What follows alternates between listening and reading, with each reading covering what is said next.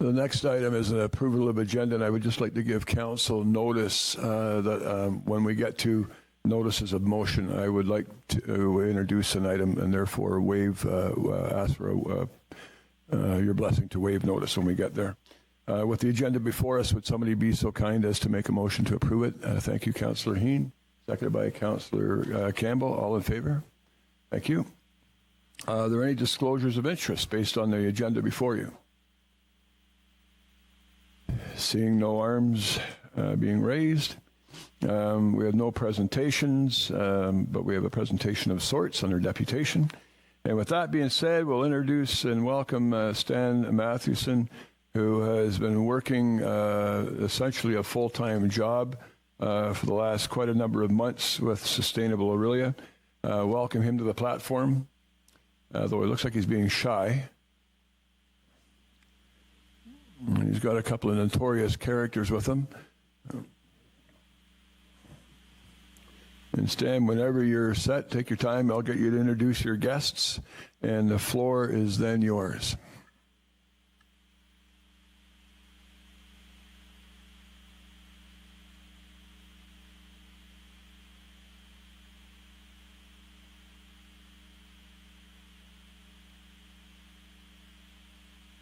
Come as they won't be strangers to you, I'm sure. Fred Larson is the treasurer of Sustainable Orillia, and Gord Ball is our and I am the chair of Sustainable Orillia, and it's a great pleasure to be here tonight. I thank you very much for this opportunity to present to you. We managed to meet with most of council at one point in time in July.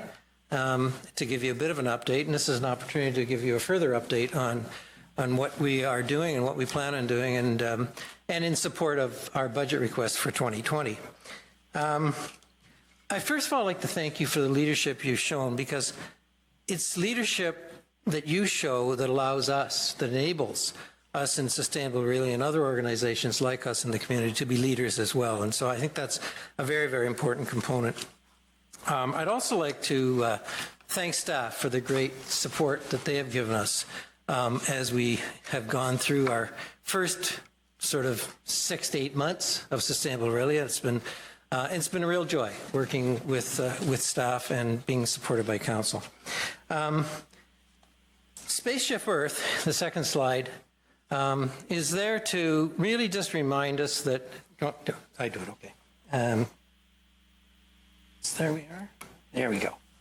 To remind us that we are not that far from 2040. And in 2040, we are not really sure what the human population of this Earth will be. And we know that right now, if you look at the global footprint network, that the resources that we, particularly in the first world, are using are way beyond the capacity of the Earth to provide. And so I think that certainly target date of 2040 is an interesting one, and it's kind of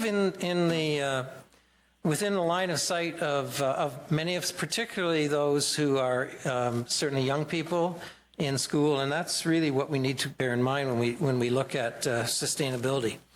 So right now we find we've got a bit of an unbalanced system, an ecosystem where demand exceeds supply. And a number of issues. And I think what's really important is that we in Canada we rank 7th worst in the world in terms of using the Earth's resources. We're using about 8 times the average that we should be using. And it's a reminder that there's really only one species on this planet that can do anything about it. We are the ones that have the ability and the responsibility for sustainability. Whoops. So what is sustainability? Well, it's really just meeting our own needs without compromising the ability of future generations to meet their own needs. And there are other more elaborate definitions, but I think this really is a working definition that we use. And in particular, when we talk about sustainable cities, I think we need to think about Orillia as a sustainable city, or as a potential sustainable city, a city designed with consideration for social, economic, and environmental impact, that's resilient in terms of habitat for existing populations, and again, not compromising that future. And we strive to I think, engage the community so that they will be dedicated towards the minimalization of inputs of energy and food and water and waste and output of heat and air pollution in particular. Oops, there we go. Okay. On a local scene, the district health unit's done a lot of work, and I'm sure you've seen their report. And I just want to bring just one example of how climate change that we're trying to mitigate against might have impacts for us. A 1 degree impact will put our climate at something like Ohio. 3.5 will have a climate similar to Kentucky, and at 5.7, and these are forecasts that have been made if we don't do anything. So these are really pessimistic forecasts. But nevertheless, I think it's important to think about us having a climate similar to Mississippi. It's just kind of hard to comprehend, and yet that's what the forecasts look at. So I guess we have to ask ourselves, are we sustainable and are we resilient? Will we be resilient enough to cope? Will we be ultimately sustainable? Will we make the necessary behavioral transformations? And that's really what we're trying to do. We're trying to help engage the community so it will make the necessary behavioral transformations to reduce these impacts and become more resilient to climate change. One example here is when we look at the number of days over 30, which is an impact, an increasing number of days over 30 degrees in the summer. It's an impact of heat-related illness. Then we see the correlation between those days and what happens. So if we look at the potential for maybe even half again as many or twice as many days over 30 degrees, we can see the impact on just health alone in terms of hospital visits to our community. And what does that mean when we're thinking about planning a new hospital right now? So I think these are certainly things that we all need to consider. Our mandate, develop a long-term comprehensive sustainability principles and actions for the community. We want to build on the great work that's been done in the past, and we want to do it in concert with the strategic plan that's currently being developed right now. Our vision is a community that's conscientious, responsible, engaged, and energized. And I think the real operative word for me in that is engaged. I think that if we can engage the community, that is tremendous. We want them to be able to take, whether they be individuals or businesses or organizations, to take action personally and collectively to reach a set of targets that are measurable and avoid placing a burden on future generations. And that transition, and this is really important piece, that transition to a more sustainable way of life becomes an integral part of our lifestyle. It really is a lifestyle change. Our mission then is to engage the community in actions that build more rewarding and healthy lives for people now, our children, and our grandchildren. The strategies that we've put in place are quite variable, and they cover a wide range of different approaches. The first one is to facilitate both city-sponsored and community-organized projects through engagement and partnerships. And I would just, for example, look at some of the upcoming co-sponsored seminars that we're planning for Sustainable Orillia Month in November, where we're going to be working with, amongst other partners, the Economic Development Department, with CDC, with the Chamber of Commerce, with WAMAC. At least those right now we've identified as partners going forward in these seminars. And that's what we want to do, is we want to continue to reach out and expand our partnership base, both within the city organization and in the community. We want to make sure that we're nonpartisan. We're all in this together, and we do not in any way want politics to ever come in the way of making progress. Everyone's a stakeholder in this. We need cross-sector thinking, engagement, and good ideas come from everywhere. And we want to look at it from a broad base of social, environmental, and economics. And the ideas and the solutions will come from all of those. We want to work to develop measurable reduction targets where appropriate. And in particular, we want to, and we have incorporated as a not-for-profit so that we can begin even more effectively to attract financial grants to enhance our sustainability objectives. We appreciate the funding that the city has given us, and we are very careful in our expenditure, but we realize that we need to reach out, and there are many, many grants that we can make available to ourselves that are not currently available, and so incorporation has allowed us to do that, and we have recently voted, in fact, the three of us, as the first three officers of the corporation, signed the incorporation documents today. Throughout the upcoming years, we want a key strategy is to both deal with some quick wins, what are the things that we can do immediately, but what are the long-term achievements that are going to be really substantive? We want to focus on that as a strategy, and we want to contribute to Sustainable Orillia as a learning, leadership, and collaboration hub. The anticipated outcomes of this: greenhouse gas reduction, better health, both physical and mental, new economic opportunities, particularly around caring for our environment and society, improvements to the physical and built health of our environment. In other words, one of the things we'll look at is how can we improve the energy envelope of buildings within Orillia. We've got a lot of older stock in Orillia.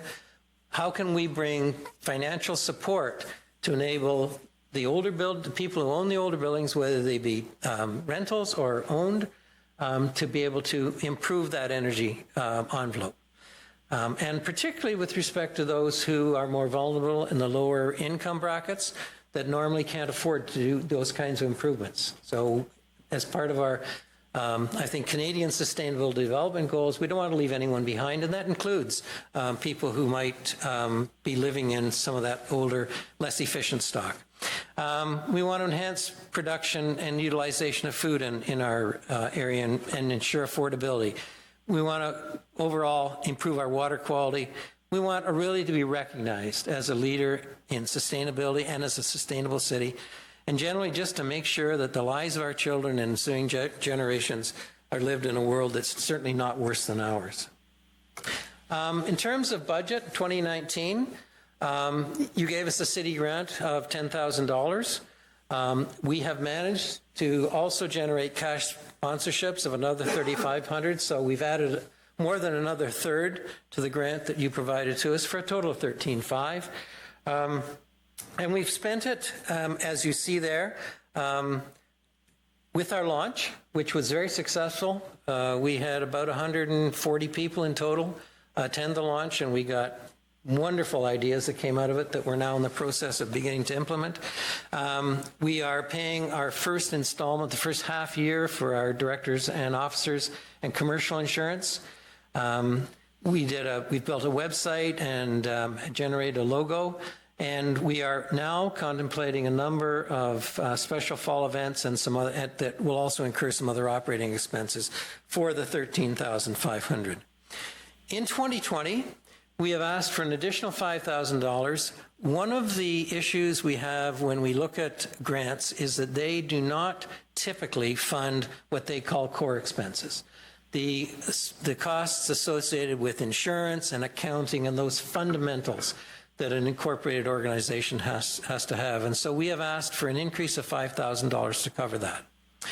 We are just in the process, and the board just recently voted to go ahead with a federal sustainable development grant, and you'll see that a number of us are sporting our little Canadian Sustainability Development Goal pin. This grant is $100,000 for 1 year. It is designed to do four things. One, to increase partnerships with the notion that those partners will also understand that what they're doing is supporting the Canadian goals of 2030. They want us to build awareness in the community about what we're doing and how it supports Canadian Sustainable Development Goals. The third thing is that, again, leaving no one behind. What kinds of programs can we bring into place to help the less fortunate in our community meet Sustainable Development Goals? And lastly, bringing in Indigenous and traditional knowledge into decision-making in the community. And our grant application believes that we can support those four objectives, and it'll be going in by the 19th.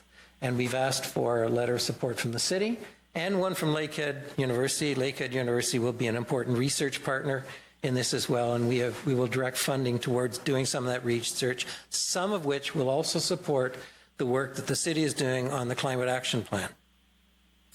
We also will be pursuing a Trillium Grow Grant. That could be as much as $250,000 over 3 years.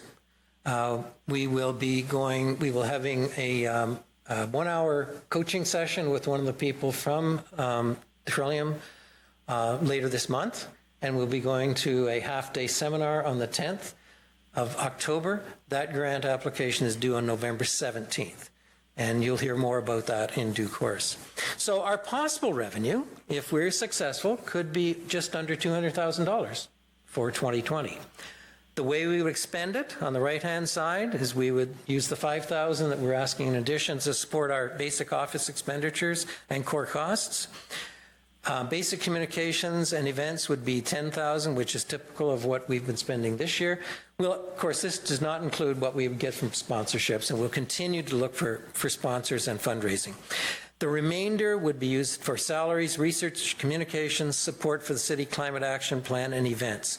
So, I mean, there is a possibility here, if we are successful, that we could have this just under $200,000 to enhance our community sustainability.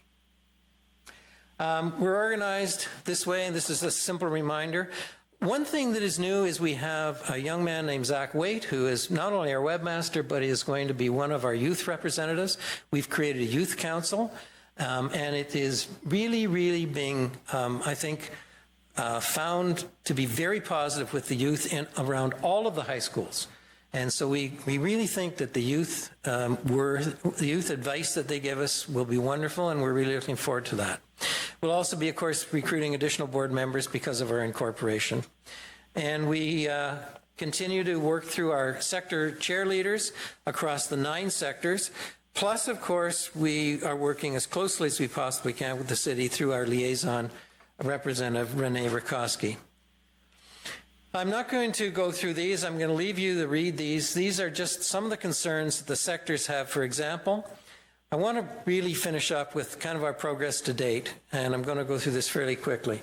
So we've strengthened our sectors through effective leadership and recruitment. We've done 2 well-attended launch events. We've generated significant sponsor support. We've continued to communicate with the community, and you're going to see the first of many newsletters to come out, electronic newsletters coming out next week. We've recruited several new task force members, and we'll continue to recruit new board members to fill it out. We've organized the 197 ideas that came out of the launch, and we've created 50 Shades of Green, which is kind of the top 50 of those 197 that we want to move ahead with. And I think we've created a focal point for the community and for individual organizations. And I think what's interesting, and I'll give you just an anecdote, is that Pollution Probe is interested in working with us on a couple of projects. The reason they're interested is they found out about Sustainable Orillia, and they say, hey, there's some stuff going on there. Let's see if we can partner with them in community. So there's, again, another very significant organization that can come in and assist us, and they're doing that simply because Sustainable Orillia exists. And we've discussed mutual interests with many community organizations. Our next steps, we got a bunch of things to do. I'm going to focus in particular on the possible special events that are coming up, because those are ones that we're partnering with many community and city organizations. We're going to do an ROI of sustainability. This is directed primarily at the business community. So help them understand how they can improve the energy efficiency and the overall sustainability of their businesses, and do it knowing what the return on investment is. And we've got a great speaker, Bob Willard, coming up to do that. We've just concluded our negotiations with him for a date of November 14th. We're looking at a possible futures forum that bring Bruce Nagy back. Bruce was one of the speakers at the launch, and Bruce could help us, I think, look at our desired objective to move towards carbon neutrality. What are the kinds of things that we could do in Orillia to do that? And we're happy to sponsor that kind of a forum. We are planning a net zero housing symposium, whereby we will bring in some technical expertise, and we'll talk about how we can create a climate within Orillia that will allow builders to come in and be interested in building net zero housing in this city. We're going to run at least one waste management seminar and perhaps more, one particularly for business in conjunction with ESO and WAMAC to look at how businesses can be more effective and efficient in their waste management. And we'd also want to do it for the community because I think there continues to be confusion out there. And we have a great waste management program. I think we can all make it better by helping people understand what goes in the green bin, what goes in the blue bin, and how you treat it. So we're also looking at maybe bringing in featured speakers, someone like Chris Reagan, for example, from the Eco-Fiscal Commission or others. And coming up the end of this month, we have an electric vehicle demonstration. We've got a great cooperative project with Orillia Square Mall. We're going to have over 20 electric vehicles here. Plug and Drive is coming for 2 full days. We've got the EV Association of Ontario with vehicles here. We've got the Tesla Owners Association here. And I just recently heard that the Tesla Model 3 owners may want to participate as well. And we're sort of going, how many cars do we really need there? So it's a great opportunity. There will be radio ads that are sponsored, that have been paid for by Orillia Square. And it's an opportunity for people to come and learn more about EVs. And because most of us know that somewhere, maybe not your next vehicle, but the one after that is likely to be an EV, so why not learn about it now? We've got a number of other things. We talked about pursuing grants. We're going to build a framework document that really kind of sets the stage in a comprehensive way of what we are and what we're trying to achieve. We're going to continue to work with partners and really enhance those partnerships, particularly with Lakehead. We think that our first research on 3 important issues related to the Sustainable Development Grant is just the beginning. We look at our projects that we have in 50 Shades of Green and we say there are a dozen or more significant research projects that we're going to be looking to Lakehead University to help us with, keep that research in our own community, and we just need the grant money to be able to fund that research, and that's what we're going to be looking at for. I think I've covered most of the points. Just the last thing, I think, is developing a plan. Again, pursuing grants and other sources of revenue, developing a long-term plan, probably out to at least 22, maybe 23, 24, certainly within the context of the duration of this particular council. I think that's important, and I think we want to work with you to look at that and say, okay, is this something that we can achieve together? I think we want to continue to review and enhance our governance and improve the number of directors and the capability of our board. And as I said, creating the Youth Council and working with the Youth Council will be really, really important. So, questions for myself and my colleagues? Thanks very much. Again, I just want to reiterate, I know the work that has gone into this over the last number of months and the people you've gotten involved. And I know you're not getting paid a lot for it, so you're getting paid. I'm getting twice as much next year. Yeah. 2 times 0, even with my basic math, I know still equals 0. But and I just want to reiterate that the EV thing, I think, is just coming up this coming weekend. 28th and 29th. And the following weekend. And it's people's chance to actually get into an EV and try it around the Orillia Square Mall. Anyway, I will indeed open the floor for questions, and I'll start with Ralph. Councillor Spola. Thank you, Mr. Mayor. Just a question. You say a youth council. We've started, there's a youth senate already started and approved by council. Could you not use them, or do you want a separate organization? I don't know a lot about the council's youth council, but what we have in mind is working with there are a number of green committees already existing in the high schools, so they're kind of focused on the sustainability kinds of issues, and that's where their particular interest and focus is. And so we're just basically levering that existing organization and giving them another outlet. And then it also gives them the ability to come forward and report and sit on the board as non-voting members, because they're not old enough to be directors, but they will be there to be youth advisors. That's not to say that there isn't some overlap between the members of the city's youth council and ours. There may well be, but we really want to have that sustainability focus, whereas I suspect yours is much broader and looks at all of the aspects of the City Council's mandate. Thank you. If I may, Mr. Mayor.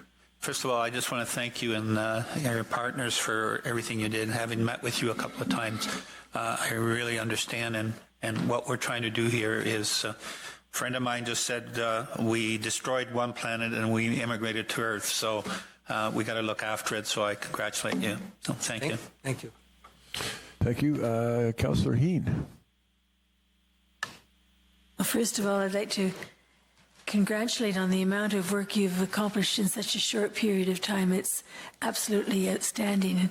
And as I was looking at the list of your sector chair leaders, you've managed to attract an amazing group of people that have got just great backgrounds, and we're so fortunate to have that caliber of people, not only in our community, but who are willing to step up and be involved in a project like this. And so I can see it just going gangbusters. And as you were speaking, the enthusiasm and the passion is just there. And without that, you won't move forward, but you all have that passion. And so I can see it just moving forward at great speed. So, and I guess do we need a motion to have a letter of support? Because I'd be certainly willing to move that motion, because I think that, okay.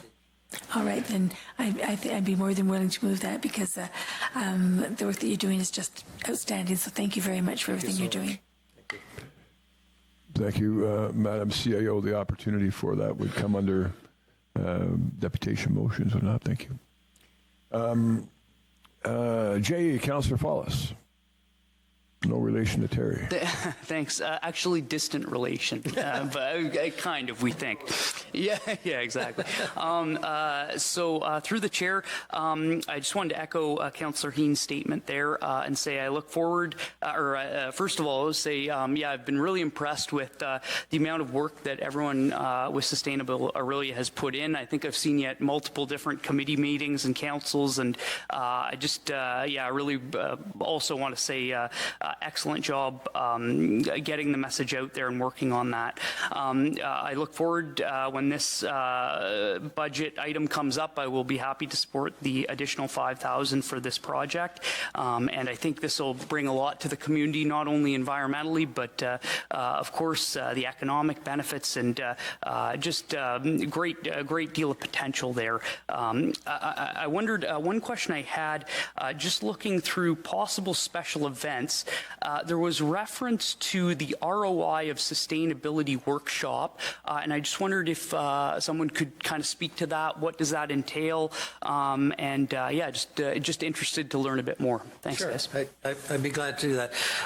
So in one of the early the second group of tall lectures, I think the second one of those, of the 5, they brought a fellow by the name of Bob Willard to speak. And Bob is ex-IBM and has really had, even when he was at IBM, had kind of the sustainability portfolio at IBM. How can IBM become a more sustainable company?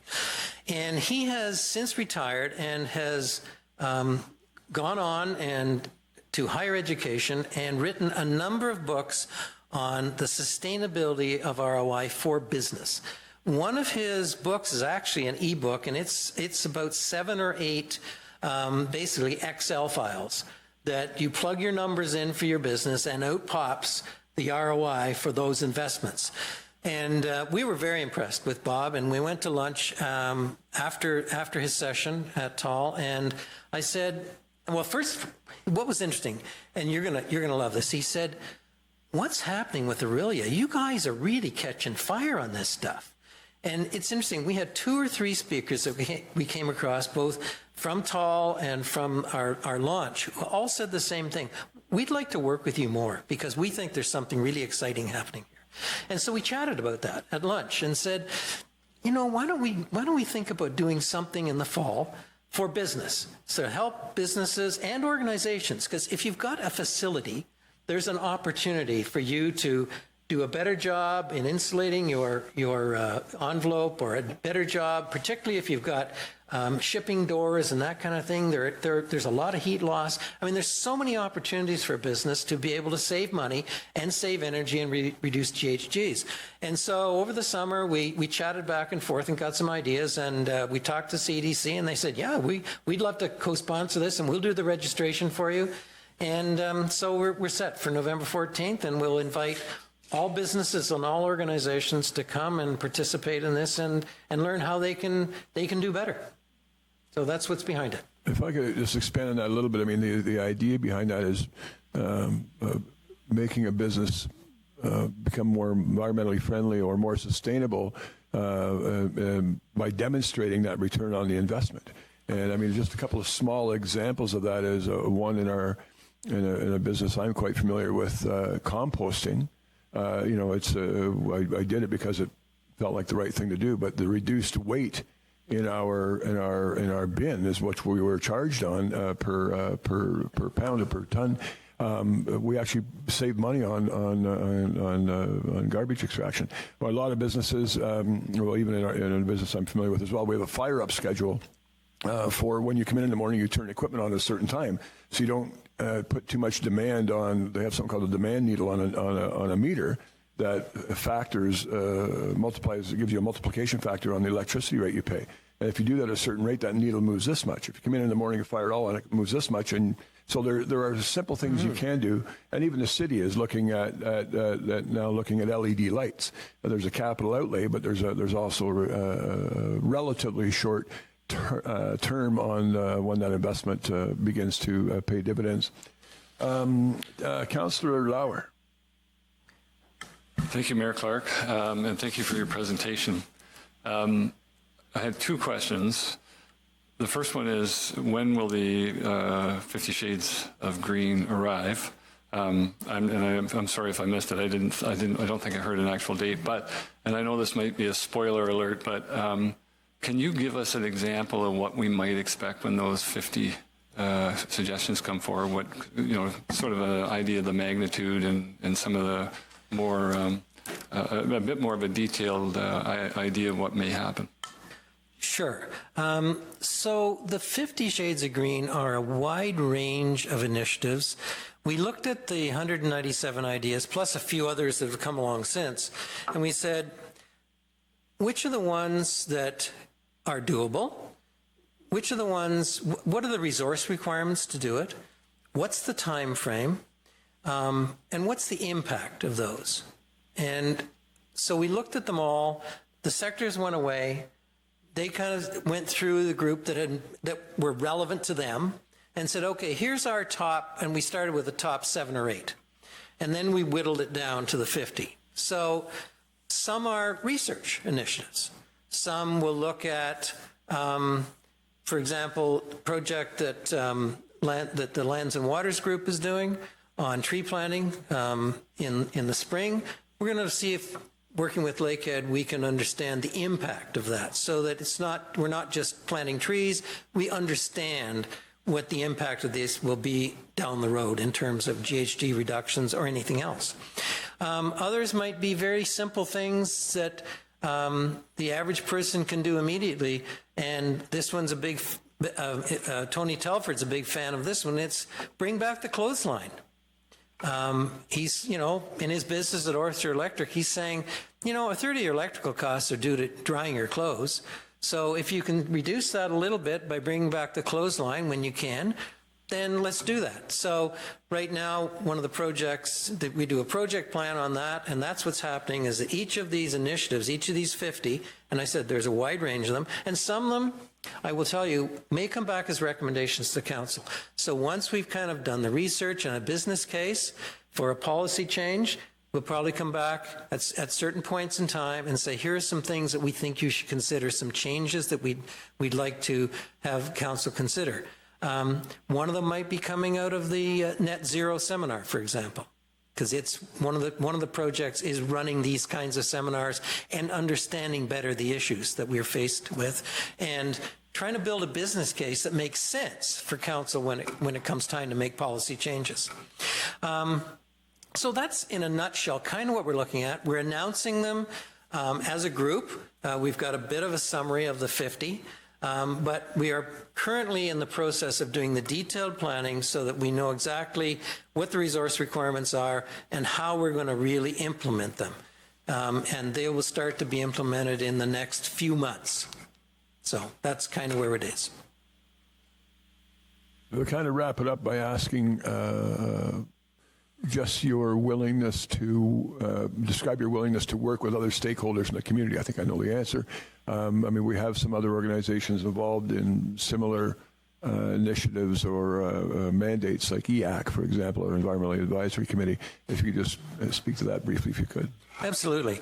So I'm going to be visiting EAC this week and also the Active Transportation. Last week I was at WAMAC, and out of WAMAC we talked about some opportunities to work together with these special events. So I've had a note back from WAMAC saying, yeah, we want to do this. Let's get together and do some planning. Similarly with EAC, we will be advertising the EV Day and the tree giveaway on the 28th. And so we'll have brochures at Orillia Square Mall that'll be saying, go downtown, get your trees, get there by noon, because they'll be all gone by then. So yes, we definitely want to work with the committees of council. We think there's some great opportunities for synergies. But we also want to look at other partners across the community, business partners, university and the college, other organizations. I was just going to say that. So we've got a really exciting project that Gord has been kind of leading for the sector or for the task force. And I wonder if you might just want to talk a little bit about the greening sacred spaces, I think you're calling it. Many of you will know Doug Daly, and he and I are meeting with Bob Sparks of the Orillia District Association of Churches. There's something like 50 churches in Orillia, and we want to talk to them and engage the churches in greening their facilities. St. Paul's has taken the lead on this, and Doug has a lot of ideas, and so we're going to do what we can to support them. But I want to add, if I may, the extent of our efforts to engage ordinary citizens, not just within the churches, but throughout the entire community, and how, just for example, on one subgroup of the land and water sector, went out and trekked the length of Sundial Creek and traced it. We walked up from the lake right up to the source and followed it through streams and ditches and put our fingers in and saw how the cold water, is cold, and heard about brook trout that actually come up that creek and how important it is to protect it. And so we started to think, and this is meetings in people's living rooms. This is just ordinary folks who are starting to get involved in asking questions. What's happening to Sundial Creek? Why is it not being protected to the degree that it could? And what can we do as citizens? And so we're talking in cooperation with the Conservancy around public education, and maybe we can get people going door to door with leaflets and so on. And through the media, keep your eye on the media this week. We're starting with, under Fred's leadership, to get more exposure with tips of the week from Sustainable Orillia and articles on success stories. I was just out at Geneva Park this morning, and Nathan Taylor is going to do a story on green construction that's happening out there. So there's, I think the essence of it is to reach out into our citizenry and engage them and get them on board. This challenge needs all hands on deck. Great. I just wonder if because one of the things that we often think about is the importance of arts and culture in helping communities and society make changes. And I wonder, Fred, if you could talk a little bit about some of the things that that's happening with the arts and culture sector. We'll have to make that the closing comment if you don't mind. We're running a little bit over. Thank you. Things are somewhat preliminary at the moment, but Gillian Lowry has joined up with us, and Gillian has been a local artist who's always been concerned about sustainability and about the environment and so on. And she's reached out to not only those who were at the launch, but some others through her Facebook account and so on. And we're meeting, four or five of us are meeting Friday morning, and then we'll set up a larger meeting early in October upstairs at OMA. We've spoken with the OMA people about using some space on the third floor. And we see two functions, I guess, from the arts and culture section. That one of them is, of course, to look at what each of them does as a business person or as an artistic person. There are toxic materials they work with. There's ways to cut down on delivery costs and so on by going together maybe to bring in supplies from Toronto or from Barrie instead of each of them going, just to save the trip. But equally important, I think the arts and culture people that we've connected with so far see the messaging as a big role for them, whether they're graphic artists, whether they're visual artists, whether they're in playwrights or film, dance, music. The whole idea of promoting the message of environmental sustainability and protection for the planet and so on is something that most artistic people seem to have already made integral to their work. And we hope to encourage that even more and to harness a lot of that local artistic talent to promote the message that Sustainable Orillia and the city wants our community to hear. That's great. Thank you for that very much. Gentlemen, thank you for tonight, and thank you for the past, and thank you for what is coming. Thank you.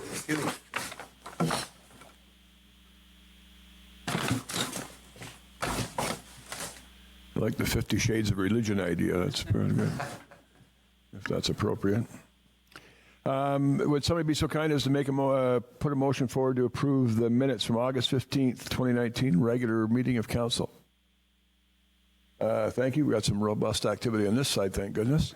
Moved by Councillor Campbell, second by Councillor Lauer. Any discussion? All in favor? Carried. Thank you. Nothing under correspondence this evening. Under reports, I'll wait. Ms. Williams, are we aware of anything being pulled for discussion or direction from the reports category? Yes, Mayor Clark, at this time I'm aware of Clause 7 regarding the West Orillia Park project being pulled. Staff are just requesting that that be pulled in order to add a clause authorizing the mayor and clerk to execute the agreement. Okay. And that, I suppose that's a change of direction, so we're going to omit Clause 7 from the first round of approvals. So is anybody willing to make a motion? Thank you, Councillor Eamon. Thank you, Councillor Heen.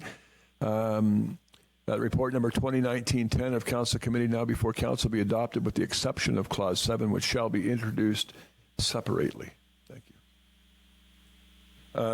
Is there any further discussion? Again, for those watching at home, this particular category deals with items that were actually brought to Council Committee last week, which is where we generally preliminarily discuss and debate these items, and if they're successful enough, they move forward for ratification at Council during after a week of what I'll describe as sober second thought, and that's where we are right now, and that's why there's a number of them in one category, because we actually dealt with them last week. Any further discussion? All in favor? Carried. Thank you.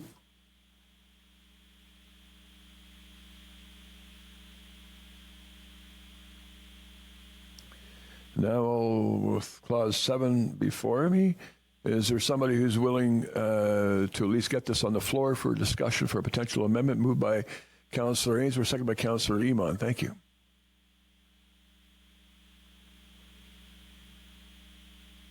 Yes. So I'll get it on the floor officially by reading it. Moved by Councillor Ainsworth, second by Councillor Eamon, that Clause 7, report number 2910, thank you very much, of Council Committee now before Council be adopted. Clause 7 reads as follows. That further to the report PRCD 1907, dated September 3rd, 2019, from the Parks, Recreation, and Culture Department, the West Orillia Park Capital Project budget be increased by $338,190 to include the provisional items, a splash pad and an upgraded shade structure, and that the increase be funded as $57,110 from the capital contingency reserve and $281,080 from the development charges reserve, and that the Pine Valley Corporation be awarded the contract for the West Orillia Park for the sum of $3.133190 million, and that the naming of the park be referred to RAC or the Recreation Advisory Committee for review and report back to Council. Would anybody like to make an amendment? Moved by Councillor Ainsworth, seconded by Councillor Heen. The amendment will read as follows. That the motion now before Council be amended by adding the following, with the exception that the following be added after the third paragraphs, rather, thank you. That the mayor and clerk be authorized to execute the agreement. I always thought that was funny because my name actually means clerk, but any discussion on the amendment to the main motion? Councillor Follis. Sorry, just through the chair, it'd be good to get some reasoning, just a bit of context there if it's possible. My belief from the chair is if we don't approve this, that the project doesn't go anywhere. I think it's just to authorize the execution. Okay, thanks. And I'll look for staff to nod their head in agreement. Thank you. Any further discussion? All in favor? Carried. Thank you.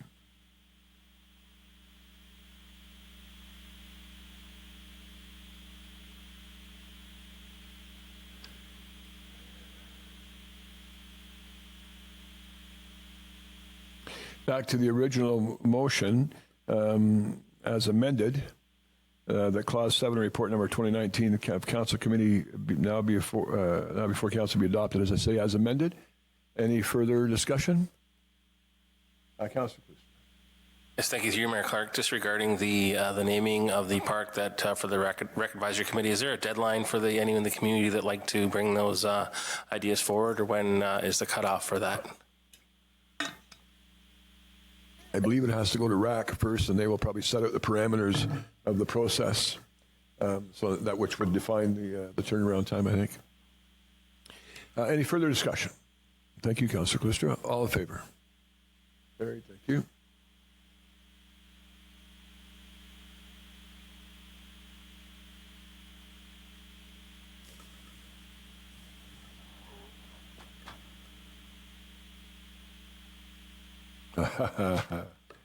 Okay, this will just take a moment.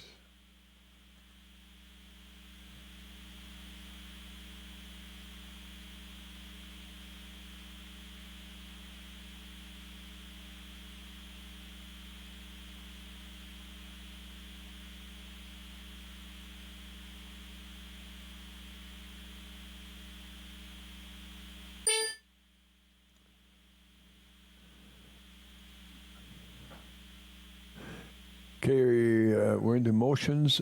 No motions before us. In the notice of motion, and I just would like to, at this point, into this category, with Council's blessing, bring a motion. Sorry, Ms. Williams, if maybe you want to explain the process. Yes, thank you, Mayor Clark. At this time, what I recommend is that we go in the order that the agenda has been printed. So we'll deal with your item first with regards to the opioid forum. Then we will introduce Councillor Sapola's motion and then Councillor Lauer's. Once that has been completed, then if you concur, then we can introduce your motion to waive notice regarding your parking advisory composition. Thank you very much. Yes, I was just, I thought the chair's understanding was I also had to just mention that at the beginning of this category, but I do not. Just when it comes up, because I gave notice earlier that I was going to do that. Thank you very much. So I do have a motion here. I guess Councillor. Okay, thank you, Councillor Yuan, and seconded by Councillor Sapola.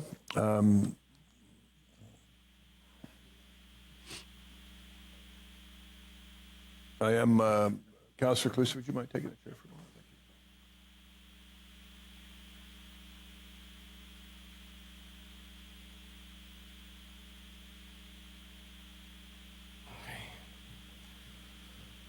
you. Okay, I have a motion moved by Councillor Iman, second by Councillor Sepul. That is recommended report MC 19-10 dated August 28th, 2019 from Mayor Clark. Council approve free parking in municipal parking lot 6 and 9 between 8:30 a.m. and 1:30 p.m. on Tuesday, October 22nd, 2019 for the opioids and other drugs in our community forum taking place in the council chamber of the Orillia City Centre. Discussion. Mayor Clark. Thank you, Mr. Chair. And through you, just a brief introduction to the subject, even though this is specific about parking tonight. Over the last couple of years, I've unfortunately, or fortunately because it's become necessary, become relatively educated on some of the aspects around our opioid issue, or many would justifiably say opioid crisis. Doctors Lisa Simon and Becky Van Ursel addressed this, probably the previous council, I suppose, I apologize. And they are involved with the Simcoe-Muskoka opioid strategy. I've met with Claudia Swoboda from the District Health Unit, who is involved with the strategy, but also with the Orillia area opioid and other drug strategy. I've had enlightening, compelling experience of meeting a number of mothers over the last couple of years who have lost children, their children to this crisis. We are experiencing an issue within the city of Orillia around fentanyl, carfentanil, and purple heroin, to name a few of the opioids that are on the street. I will tell you that we are not isolated in this. I had a good long chat with the mayor of Midland, and I've had chats with the mayor of Barrie over this particular issue. It is rampant in Simcoe County and elsewhere in our province and beyond. It is a problem. It is interesting how it absolutely runs across different demographics and different socioeconomic stratum or stratas. And it's unfortunate because it is such a powerful drug that apparently the equivalent of 4 grains of salt is enough to kill somebody. And if that isn't enough, it's the other issues that come with the drug trade that can cause a community and individuals grief. I did attend a funeral of somebody that I know in the city, quite involved in the city, a wonderful person who lost their 32-year-old daughter a year and a half or so ago. And I did commit to her at that time to doing what I could to host an educational forum so that maybe some of the other families in the community wouldn't have to experience the grief that her family and other families have had to experience. So it's just an attempt to reach out to the community, involve relevant stakeholders. There will be a number of other organizations involved that night: the Youth Center, Youth Haven, Simcoe-Muskoka Opioid Strategy, the Simcoe-Muskoka District Health Unit, OPP, and as I say, the Orillia and Area Opioid and Other Drug Strategy. It is October 22nd from 9:30 in the morning till just after lunchtime, around 12:30.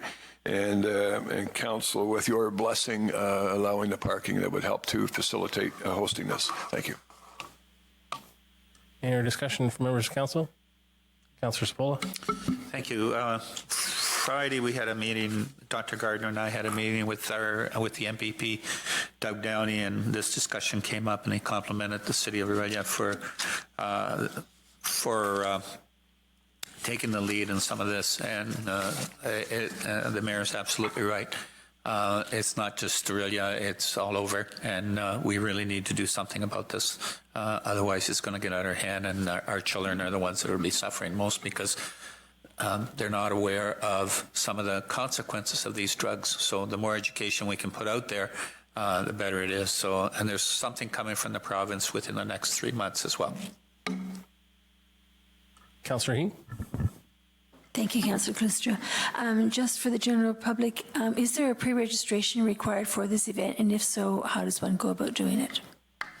Yes, sorry, Mr. Chair, for my breach of process there.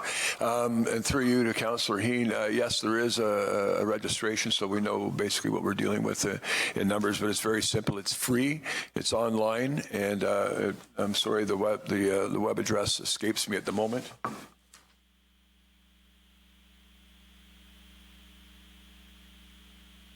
Yeah, so with staff's blessing, as well, they've helped to do a couple of things, including putting up an event poster together. So the city will be blasting that out on social media, the spot in which you would register. Thank you. Okay, any other questions? I'll call the question. All those in favor? And that's carried. Thank you.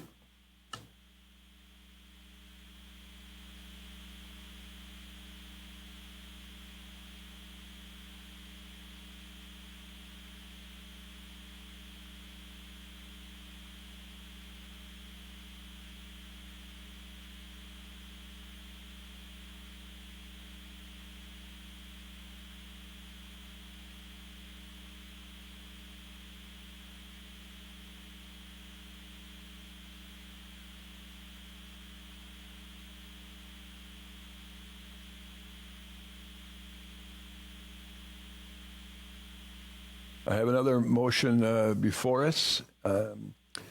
Is there a mover and a seconder? Councillor Spola, seconded by Councillor Iman.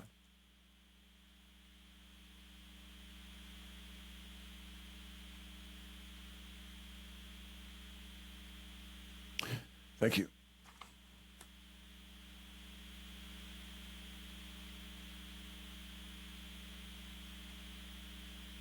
So moved by Councillor Cipolla, seconded by Councillor Iman, whereas the proliferation of gun-related crime in the province of Ontario has dominated recent media coverage, whereas gun and gun violence has become a growing concern for Ontarians and Canadians, whereas gangs and targeting are enticing youth to perform criminal acts, whereas guns are the weapon of choice for youth gangs to exude power and resort to brazen criminal acts, whereas drug market participation also facilitates firearm involvement.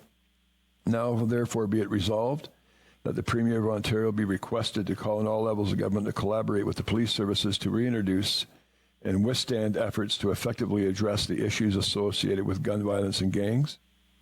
And further, that the Premier of Ontario was encouraged to consider intervention efforts such as support for children and families at risk for gun violence, as well as programs to assist children to succeed in school, recreational opportunities, drug rehabilitation programs, and training work opportunities to counter the culture of gun violence, gun-related violence. And further, the Premier of Ontario be requested to call on the federal government to implement a mandatory minimum sentence for firearm trafficking, and that the Premier of Ontario be requested to call on the federal government to implement a mandatory minimum sentence of 5 years for the possession of an illegal firearm. And further, that the Premier of Ontario be requested to call on the federal government to implement a mandatory minimum sentence of 7 to 10 years for use of a firearm during an offense. And further, that a copy of this resolution be forwarded to the Right Honourable Justin Trudeau, Prime Minister of Canada, and further, that a copy of this resolution be forwarded to the Honourable Doug Ford, Premier of Ontario, and further that a copy of this resolution be forwarded to Ms. Andrea Horwath, MPP, Leader of the Official Opposition, and that further that a copy of this resolution be forwarded to the Honourable Doug Downey, Attorney General of Ontario, and further that a copy of this resolution be forwarded to Ms. Jill Dunlop, MPP, Simcoe North, and further that a copy of this resolution be forwarded to all Ontario Association of Police Services Boards and the Association of Municipalities of Ontario for their endorsement, and further that the Ontario Provincial Police Association, and the Ontario Association of Chiefs of Police be requested to support this resolution, and further that a copy of this resolution be forwarded to Mr. John Tory, Mayor of Toronto. Is there any discussion? Councillor Spola. Thank you, Mr. Mayor. Thank you for reading it and I realize it's long, but it's very important. Gun crime in big cities is starting to get more and more relevant within our province, and especially throughout Canada. Eventually, it will filter to smaller communities. We need to ensure safety for our citizens, Mr. Mayor, and that we need to be prepared for future incidents of this nature. It increase in our communities. We need to protect our kids and ensure our schools are safe and our playgrounds and parks and waterfronts are safe as well, and able for the public to visit without without fear of being molested or with a gun or otherwise. And to quote a particular person, Simon Sinek, we need to stay ahead of the curve. Just got an email from one of our constituents. To reduce crime in Ontario, it takes not only bigger cities, but smaller cities and municipalities to enforce rules and regulations. Mr. Mayor, I think it's one of the issues that's going to be prevalent within our communities in the future, and I'd like council to support this. It's if you read the paper this past weekend, a 13-year-old got shot. A 17-year-old has died because of gun violence, and if you in Orillia, the Orillia Matters had some information on a person that got arrested on Memorial Avenue carrying gun and drugs as well. So it is starting to filter north, and by this motion asking them to look at this resolution and do something about it, we can delay it until it happens to someone personally that's in a high position in government and action starts. I was in Toronto recently and I talked to Mr. Mayor Tory, and he's waiting for this motion so that they can endorse it there as well, bring it to council. So thank you for allowing me to speak on it, and I would hope that this council, my council colleagues, will support this motion. Thank you very much, Councillor Heaton and Councillor Iman and Councillor Fallis. Thank you, Mayor Clark. Yes, I'm certainly supporting this motion, but I do have one small amendment to it, which I know that Megan already has, and that's to add that the resolution also be forwarded to John Fraser, head of the interim leader of the Ontario Liberal Party, and Mike Schreiner, leader of the Ontario Green Party.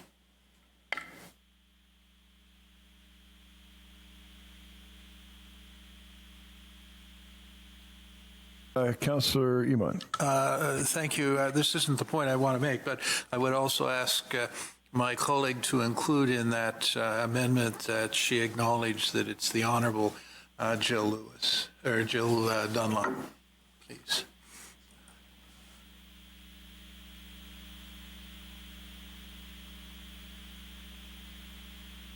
Thank you. Councillor Iman, do you wish to make your point now? Oh, sorry. So I do have an amendment. I think if you're okay to hold that amendment for a moment, I will come back to you before I consider any other amendment. I may have one as well, or Councillor Lauer may have one. I just understand. Councillor Iman. Thank you, Mayor Clark. I'm pleased to second my colleague's motion. Primarily because I think it would acknowledge to Orillians that we at this council table are aware of the difficulty that gun violence and its relationship to the drug scenes is an emerging and rising issue in our country. It's a very complex issue. There was an article the other day I was reading about the difference of value systems in the United States versus Canada, and our being so close to the border that we get a spillover from that value set, which is not our value set, yet it permeates to some degree what we see happening in Canada. I'd also feel very strongly that it's not good enough for us as a council just to pass on our requests that the Premier do something about something. I get really offended when our citizens think that it's the responsibility of the city to do everything that, in many cases, are their own responsibility to take action on. And we've just seen two things this evening that demonstrate that our community is, in fact, taking grassroots action. One, Stan and the presentation on sustainable Orillia is looking at what we can do in Orillia. And the mayor has just had a motion to acknowledge that we're doing something about the opioid crisis here in Orillia. I'm not suggesting that we want to do anything here in terms of gun violence, but to the degree that it emerges, I think it's something that we really need to begin to think about. How do we in Orillia? How do we do things as opposed to just pass on to our colleagues at the province and to the federal government, because obviously criminal code changes are very much a federal issue and not a provincial issue. And we did at one point have a gun registry in this country. It wasn't that in the wisdom of our political parties of the time was abandoned. I personally think that was a step backwards, but nonetheless, maybe now as this issue arises and our consciousness is raised with the province and the federal government, those sorts of things will become important. And we currently are seeing a federal election campaign. Maybe it's an opportunity for individuals in our community who believe strongly in these issues to raise that with the candidates running here. But in any case, I will be voting for this resolution, and thank Councillor Cipolla for bringing it to our attention. Thank you very much. Councillor Fallis. Thanks. Through the chair, I just wanted to say I really appreciate the sentiment of Councillor Cipolla and commend him for his work, and I completely agree with the intention to reduce gun-related crime in Canada. I want to stress that I especially support the one piece of this motion that says, and further that the Premier of Ontario is encouraged to consider intervention efforts such as support for children and families at risk of gun violence, as well as programs to assist children to succeed in school, recreational opportunities, drug rehabilitation programs, and training work opportunities to counter the culture of gun-related violence. But I have to vote against mandatory minimums. And this is based on the Supreme Court ruling from 2015. Justice Beverly McLaughlin's quoted as saying, the government has not established that mandatory minimum terms of imprisonment act as a deterrent against gun-related crimes. She wrote, empirical evidence suggests that mandatory minimum sentences do not, in fact, deter crimes. She was very clear on this, as well as the majority outcome of the Supreme Court. And so ultimately, for me, this is beyond our jurisdiction as a municipal council. Again, I really support Councillor Cipolla's efforts to actively make an attempt to curb gun violence in Canada, and I applaud him for it, but unfortunately, for this particular motion, I can't support it. Thanks. Thank you, Councillor Fallis. Councillor Lauer. Thank you, Mayor Clark. I also am in support of sending off some sort of recommendation. Certainly, I agree with most of what is written here. I share Jay's concern with us pretending to have any expertise in exactly what a minimum should be. I have no idea. I haven't had any discussion. And to that end, I wonder if it would be possible to have this sent to the Police Services Board for comment and maybe have something come back that at least we could base our decision on some experience. I also would point out that you're missing Bruce Stanton on this as well, while everybody is. Thank you very much, Councillor Lauer. Councillor Emond. Mayor Clark, I was unaware out of ignorance of the Supreme Court ruling on this issue, and it would be inappropriate. We could amend the motion to withdraw those recommendations and replace it with a recommendation that the federal government consider options under the criminal code to address the gun violence issue. which would give them which is really where the responsibility lies, and would give them the flexibility of using whatever tools that the federal government feels within the criminal code could be used for that purpose. So that would simplify the motion a bit, but would also removes the obstacle that I think is a technical obstacle, and one that should not be standing in the way of the message we're really trying to deliver, which is this is a terrible issue in our country, and it's important for all levels of government, including our own, to find ways to help solve it. Councillor Spola? I would be happy to accept that amendment. Thank you, Councillor Spola. Just for your information, Councillor Eamon, there was talk in the leaders of all the parties talked today about allowing municipalities to ban handguns within their own community. I think one or two of the candidates sort of hinted that and talked to public. I'm not sure we want that responsibility, but I think it's appropriate, your amendment. I don't see any hands in the air. Is everybody okay if I speak for the chair? Do you wish me to step down? Thank you. Thank you very much. This council did support a resolution for a letter a number of months ago calling for a ban of certain weapons. And unfortunately, we saw one of those types of weapons used on the weekend in the killing of a number of teenagers indiscriminately who were innocent bystanders, at least the one 17-year-old was caught up in a little bit of gang warfare. So I think council has demonstrated its concern for this, and this may very well be the best way forward, Councillor Spola.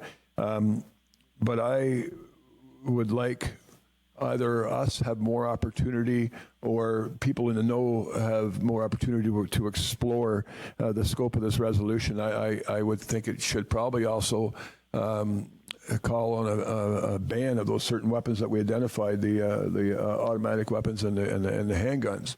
I would love to see an amendment to that, which would capture the spirit of the letter we forwarded to folks a few months ago. I had a suggestion, but I too, like Councillor Spola, will support Councillor Eamon's suggestion, because I'm not sure if indeed minimum sentences are a deterrent to gun violence. They may very well be. I've heard arguments on both sides. But even if they are, I'm not sure if the 5 and 7 to 10 years identified are the numbers that are the ones that should be contemplated. I just don't know. I just don't have that level of expertise or research at this particular moment. So with that, I will support Councillor Eamon's desire to let others adjudicate whether that's an effective way forward, and if so, what those numbers are. I don't believe it would diminish the spirit and the intention of this resolution. So with that being said, I've had an amendment from, there may be a couple of pieces to this amendment, Ms. Williams and Ms. Cadeau. Councillor Heen, can you please remind us of your intended amendment?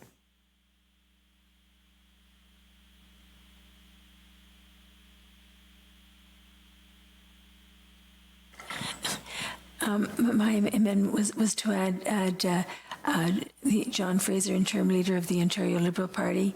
And the Green Party, I think. And Mike Schreiner, leader of the Ontario Green Party. And then we were adding the Honourable before Jill Lewis. Jill Dunlop? Jill, there is sorry. a Jill Lewis, and she's relatively honourable. She is. I'm sorry, I'm tired. And she's quite honourable. And then Councillor Eamon pointed out to me that we'd also missed Bruce Stanton, so we should probably add him as well. Indeed. If there is, Councillor Heen, under your amendment, are you willing to consider the ban on automatic weapons, assault weapons and handguns as well? Absolutely. Sorry, Ms. Williams? Yes, Mayor Clark. If council is amenable, what I would suggest is that we introduce Councillor Heen's motion on those items that she had just discussed as the first motion, and then we can introduce or council could introduce a subsequent amendment related to the deleting of the clauses related to the mandatory sentencing. Okay, and where would we capture the the call for a ban on certain weapons that we encapsulated in a letter a few months ago. Under either one of those amendments? Mayor Clark, so is that your amendment that you're putting forward there? Well, Councillor, I mean, I don't know if I broke process, but Councillor Heen's willing to have that as part of her amendment. I don't mind putting this part of my amendment. Okay, Mayor Clark, through you, what I would suggest is that could be added to the second amendment with respect to the mandatory sentencing. Alternatively, okay. that could be a third individual amendment. Yeah.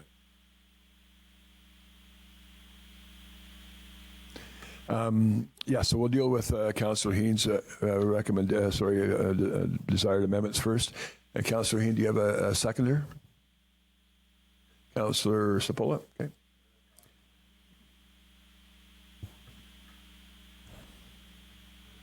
So Councillor Bruce Stan, Liberal Party.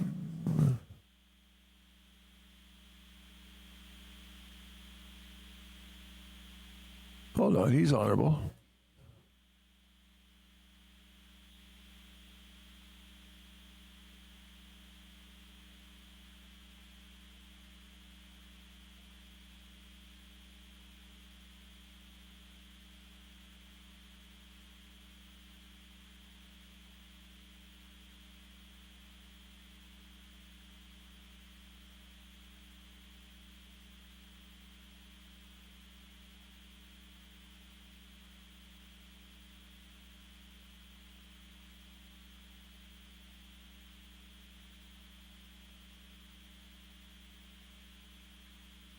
Okay, an amendment to the main motion moved by Councillor Heen, seconded by Councillor Sapola. The motion now before Council be amended to add the following. And that further that a copy of this resolution be forwarded to Mr. John Fraser, MPP, Leader of the Ontario Liberal Party, and further that a copy of this resolution be forwarded to Mr. Mike Schreiner, MPP, Leader of the Ontario Green Party, and that further a copy of this resolution be forwarded to Mr. Bruce Stanton, MPP, Simcoe North, and that the words honorable, the honorable appear before the name Jill Dunlop. Any further discussion on this amendment to the main motion? All in favor? Thank you. Carried.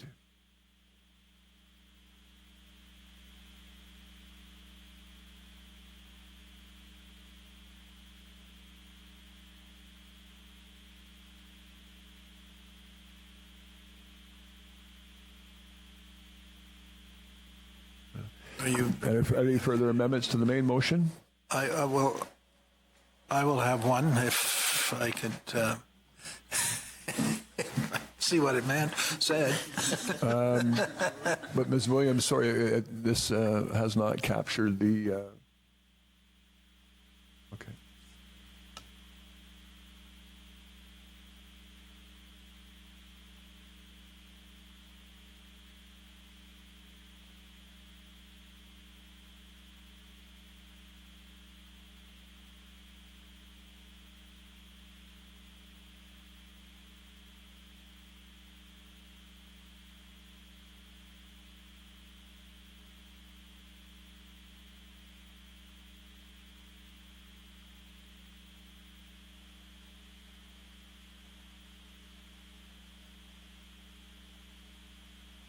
So I'm understanding that we can bring this amendment forward to the main motion because we're not amending an amendment, that we can bring an additional amendment forward subsequently. So we're going to do that. And I see lots of nods from those who know better than I, apparently. I will move this amendment. Thank you. Is there a seconder for Councillor Iman's amendment? Is that Councillor Heen? Thank you.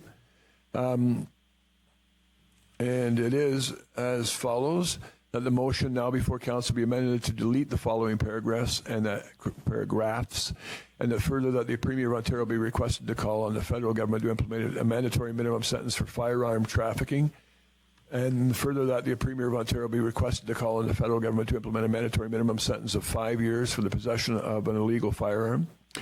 And further that the Premier of Ontario be requested to call on the federal government to implement a mandatory minimum sentence of 7 to 10 years for use of a firearm during an offense, and to insert the following paragraph, and further that the federal government be requested to investigate options under the criminal code to address gun-related crime.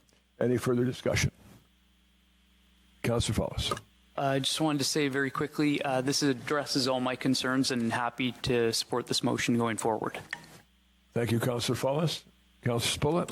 Thank you, Mr. Mayor. Just on Councillor Follis's concerns about his comments about the kids, where I got that particular clause is one of the constituents that I was talking to about this. And I can read it for you. What are we going to do about this? So many young lives, and if gangs are chased out of the GTA, will come to our city, guns, etc., as there are so many with no jobs or low income. And that's one of the reasons that clause is in there, is to look after that particular part of it.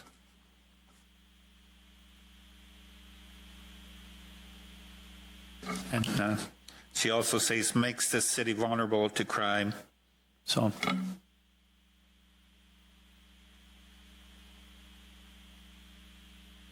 Thank you. Thank you, Councillor Spola. Any further discussion? I'll call the question. All in favor? Thank you.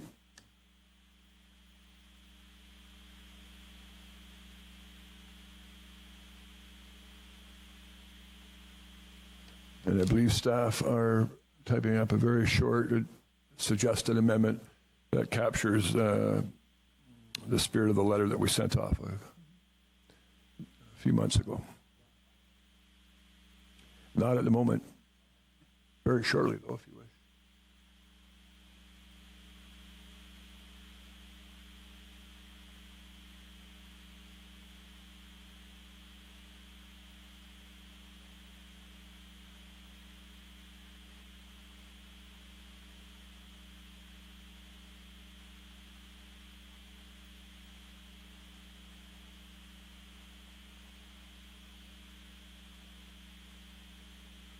Okay, sure. There's a motion on the screen. I have a mover and Councillor Heener. Is there a seconder? Councillor Campbell, thank you very much. And the motion reads that the motion now before Council be amended to add the following, and further that the Premier of Ontario be requested to call for a ban of assault weapons and handguns. Is there any further discussion? Councillor Ainsworth. Through you, Mayor Clark, I will not be supporting this moving forward, and I'd also like a record vote on this amendment, please. Absolutely. Thank you very much. Staff will prepare for that. Any further discussion on the amendment? Okay, and I will ask staff to queue us up for a recorded vote.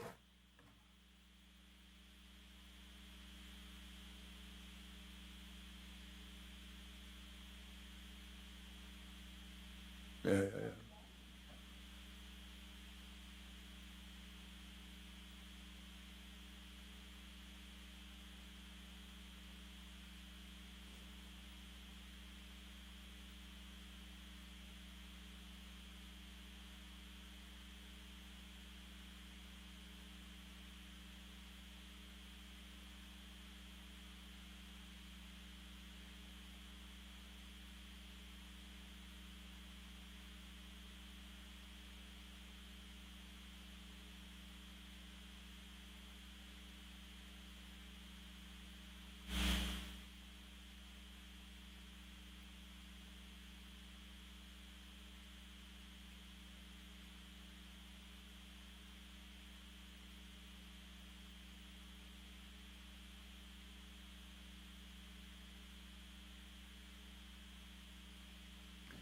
Buffering.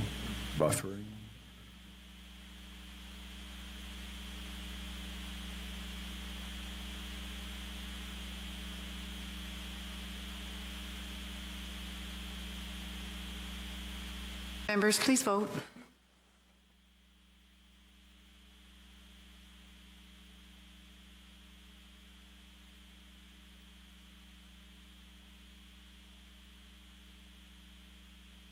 And I will end the vote and read the results.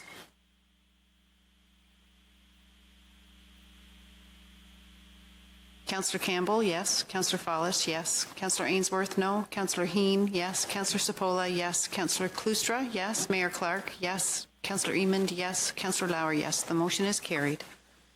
Indeed, thank you.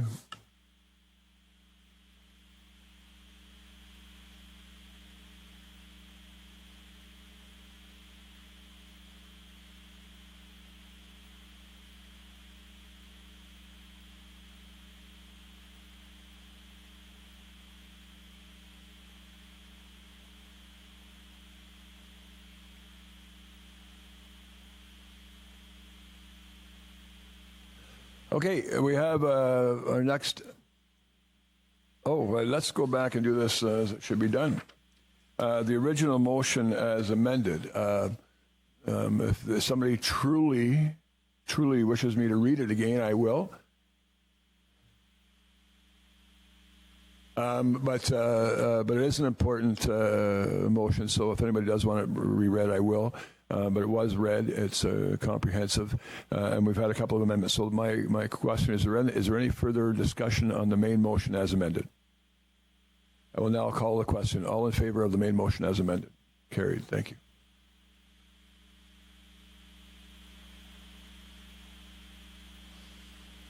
Mr. Mayor, if I may thank my council colleagues for their input and for their support.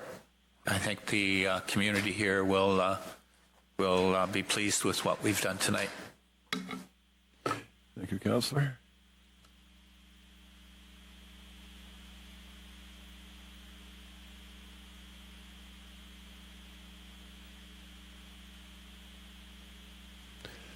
Next item up is a motion, I believe, being brought forward by Councillor Lauer. You can see it on your screen there. Is there a mover and seconder for this? Moved by Councillor Lauer, seconded by Councillor Ainsworth. That is recommended in the report MC 1911 dated September 10th, 2019 from Councillor Lauer. Staff be authorized to work with the Ministry of Natural Resources and the Canadian National Railway to obtain a quick claim deed for the bridge abutment on the city side of the Atherley Narrows, and its staff offer to assist Ramera Township to obtain a quick claim deed for the bridge abutment on their side, Ramera's side of the Atherley Narrows, and its staff be directed to prepare a capital budget request for the swing bridge historical documentation and swing bridge removal for consideration as part of the 2020 budget process. Is there anybody in this chamber that would like to speak to this? Councillor Lauer. Thank you, Mayor Clark. I'll answer any questions anybody has, but first, if I could just do a bit of a preamble. First of all, I want to thank our CAO for lighting a fire under this one and getting it moving. It's much appreciated by not only myself, but the entire committee. Marcia Russell also has put a lot of work into this report and basically consolidated all the factual stuff you've been reading. The report itself refers to a starting date of 2008, but in fact that's recent history. This idea and the first time the committee formed it actually was back in 1998-99 when we first started going. We had quite a few issues back then. Of course, we had to sort out what approvals were necessary, and I think there's 7 or 8 ministries and divisions in the government that we had to work our way through. We also, that first committee included John Britton, and everybody knows John Britton as the man who built Reagan House, but at the time he was also the head of the Snowmobile Federation, or club, and local club, and he was a part of the committee. So was Mary Lou Kirby, who was a councillor at the time, and so was Bob Bowles. And initially, it was centering on the idea of getting snowmobiles over the water. I mean, as well as the recreational advantages, but certainly the snowmobiles were a focus. And just to explain those 8 missing years, it took about 5 years to sort out what was going to happen with snowmobiles in the city of Orillia. It was quite a controversy. Jay won't remember, Mason won't remember, but everybody else does. And it was really a contentious issue at one time. Anyway, so in 2008, we finally got to the point where we could form a formal committee, which we did, and it included, I think at the time, Chief Sharon Henry and members of the Fish Fence and members of at large, and certainly the CAO and Erica from Ramera. And From that time to now, we have been working on first of all, we started with a feasibility study, then we had to do a structural analysis of the abutments and the pier that holds up the existing bridge. And then we were fortunate enough through the fish fence circle to bring in Bridget Shim, who is a U of T prof, but more better known as an architect with Shim Sutcliffe. I just remind everybody that a couple of years ago they had a group of students from Yale come up and study the Narrows and the fish fence, and that was her doing. She brought that class up. Her company is also been the recipient of Governor General Awards on a regular basis since 1994. Anyway, after we had Bridget involved and we started to get conceptual designs going, we moved to the EA process, which is a little bit more elaborate than your average road EA because it involves, as I mentioned before, 7 or 8 departments and ministries, as well as all the stakeholders in the area. That process took 2 years, and then out of that EA, we were required to do more historical studies, which, again, took another year. So that's how we got to where we are now. So we do have the EA, so we're ready to go that way. We do have conceptual designs, we're ready to go that way. We do know that that those abutments and the pier will support structurally what we want to put there. We are now into the problem of actually gaining ownership of the land that we require, because although the city and I believe Remera have bought their rail corridors, for some reason the stubs right at the end that abut the Narrows were never included. I'm not sure why that was, but we're going to find out. And so we need to acquire those pieces of property, and we're doing that through what is known as a quick claim. And it is, again, a complicated process, or it has been till now. We're not even sure who owns what out there. So we're fighting through that with the help of staff and our legal counsel. The other challenge we're working on now, as the motion is speaking to, is the bridge removal, which again is complicated by the fact number one is designated, is given a historical value, and we have to deal with that. But also, you're working over a national historic site, so you just don't go in and rip it apart and let everything drop in the water. You have to protect it, and so that's a little bit more complicated. So the motion speaks to going ahead and working that through. I believe it's Parks and Rec would do that, finding out exactly. We have costed this, but we haven't gotten to the point where we have a cost that we want to rely on. So Parks and Rec will do that and come back with a report that this council will be able to approve or not approve, depending on what the results of those findings are. And then, of course, the third challenge is the one that's always been a challenge to this project, and that is the fact that this has always been predicated on our ability to access funding from the federal and provincial government. This is ballpark figures, probably an $8 million build. If we go with the bridge that actually includes the interpreted components. So it's a significant amount of money. We have invested quite a bit of money in this. I would think we were pretty close to 150,000. That's a guess. So we'd have to rely on Jim, but we have invested our own money, that is, but also we've invested grants that we've received through applications with Rama First Nations and grants from the Trans-Canada Trail. So we have already invested quite a bit of money in this, but it is definitely predicated on us accessing federal or provincial money in the end. So that's where we're at, and that's what these three clauses speak to, and that's what we're asking for, is to be able to push ahead with this and get it to a point where we do have some sort of resolution in regards to the funding and of course the land ownership and the bridge and the existing bridge itself. So it's a great project. As is mentioned in the report, it touches on so many things we hope to do as a community. It touches on recreation, it touches on tourism, economic development, all that good stuff.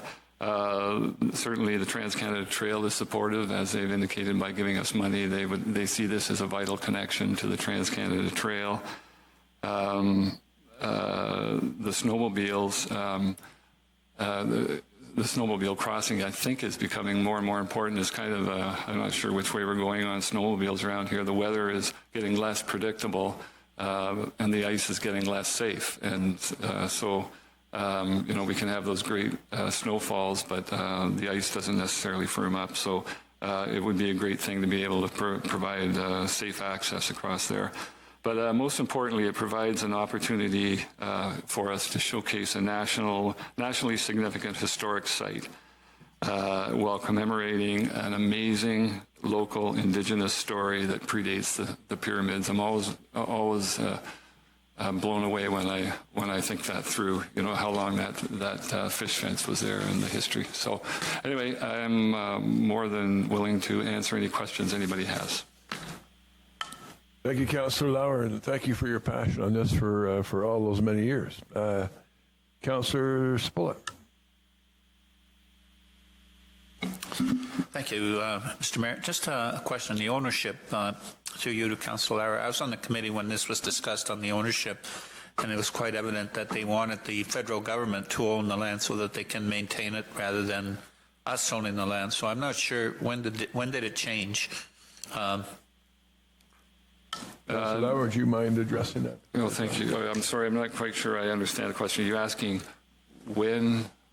at what point did we think that we weren't going to be the ones building it, and that would be? No, I don't disagree with building it, and I support it and everything else. But owning the site itself for maintenance and future maintenance and everything else. My understanding way back then, it was going to be a huge expense to the municipalities, our side and Ramira's side.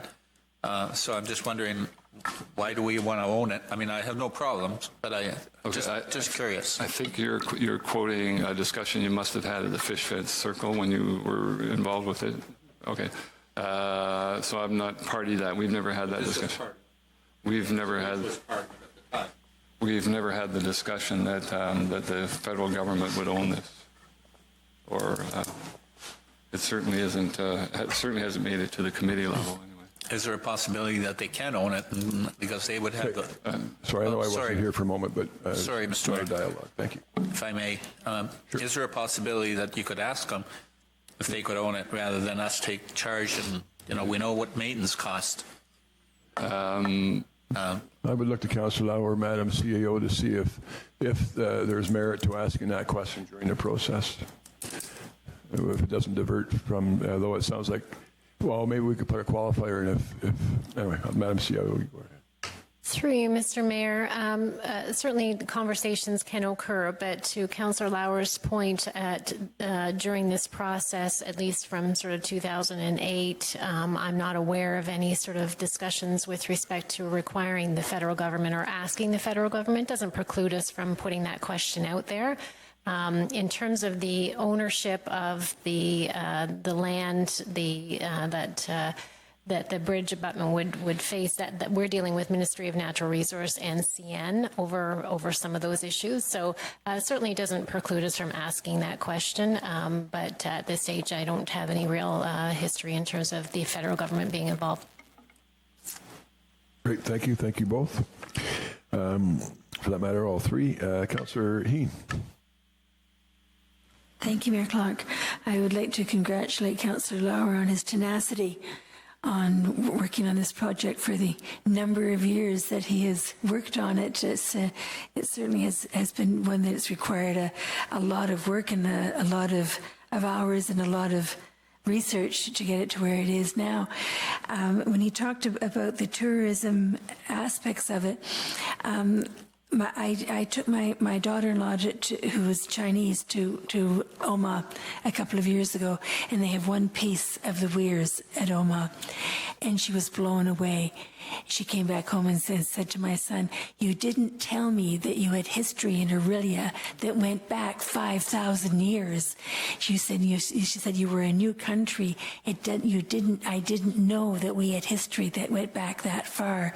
So there's a whole community that people we can attract as tourists that would be absolutely fascinated to hear about what we have in this community. So the tourism aspects, and of course, just working with our First Nations partners would be a phenomenal thing that we could do as a community. So I certainly support everything that you're doing. Thank you, Councillor Heen. Any further discussion on the motion before us? I will now call the question. All in favor? That is carried. Thank you.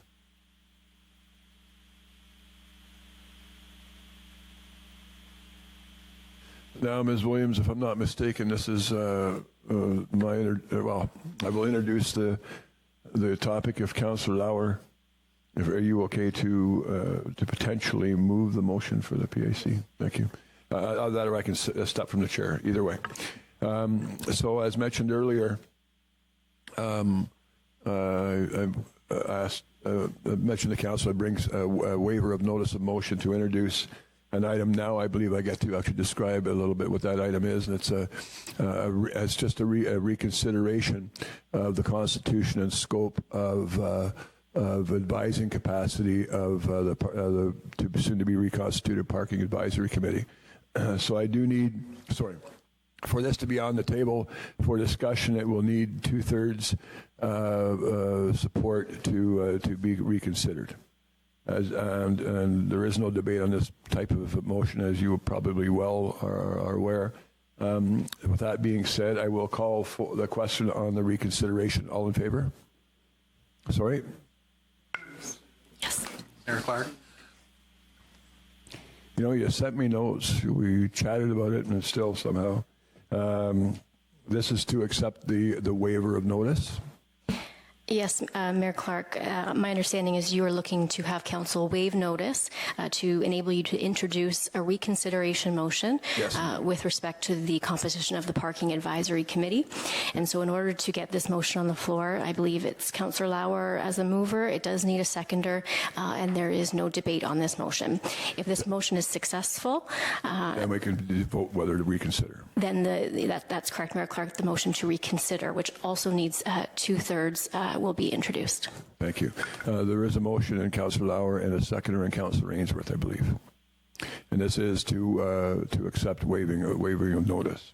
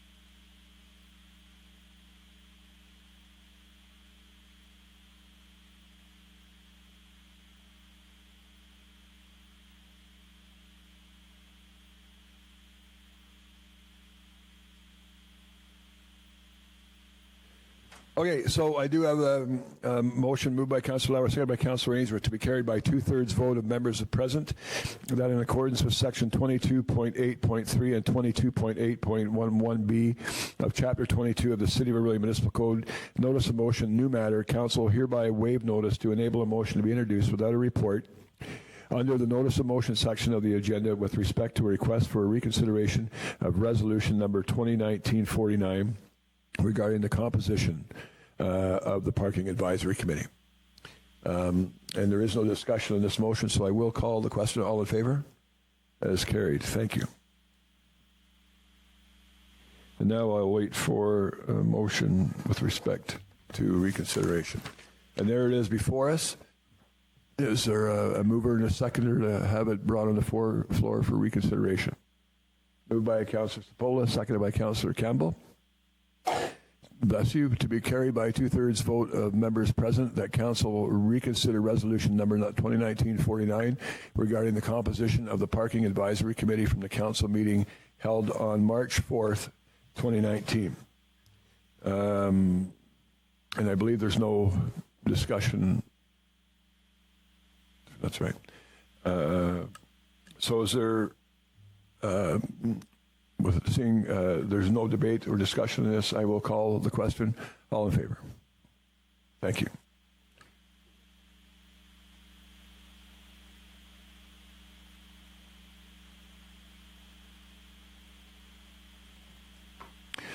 And now I believe the original motion that captured this. Ms. Williams, do you want to describe that? Yes, Mayor Clark, I'll just provide some clarification for the motions that now appear, the motion that does now appear on your screen.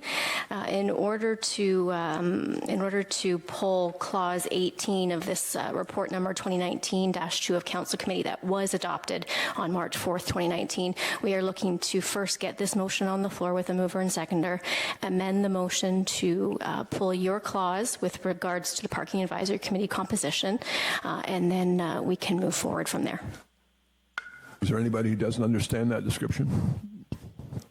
You okay, Jay? No? So the original motion that some are attempting to put back on the floor was captured by one of these clauses. So that was the original motion. So we have to put that back on the floor in order to be able to separate out the one that we wish to discuss. That way we're not reconsidering all the clauses that are there. So is there a mover and a seconder for this? Moved by Rob, seconded by Dave. Moved by Councillor Cluster, seconded by Councillor Campbell. That report number 2019-2 of Council Committee now before Council be adopted with the exception of clauses 1, 2, 5, 17, which shall be introduced separately. Again, this is just to enable the separation of a clause. Is there any discussion on the main motion? Pardon me? So we amend this, right? There's a main motion on the floor and there's a proposed amendment. Would you like to discuss the main motion or discuss the amendment? Sure, go right ahead. Yeah, through the chair, just wanted clarity. At what point is there the capacity to kind of break down the reasoning for the motion? It's coming up, but Ms. Williams, if you want to address that directly. Yes, through you, Mayor Clark, this amendment is necessary to pull Clause 18 from the rest of this motion. Clause 18 is the motion with respect to the Parking Advisory Committee composition. That was part of report number 2019-2. So we do need to separate that clause my understanding is that you're looking to introduce an amendment to change the composition. So we do need to just pull that clause to act on it separately. Indeed, thank you. So this will allow us to separate Clause 18, as Ms. Williams said. That will, and that's where we can have that. That's the one where we're going to have that discussion around, Jay, and describe some rationale.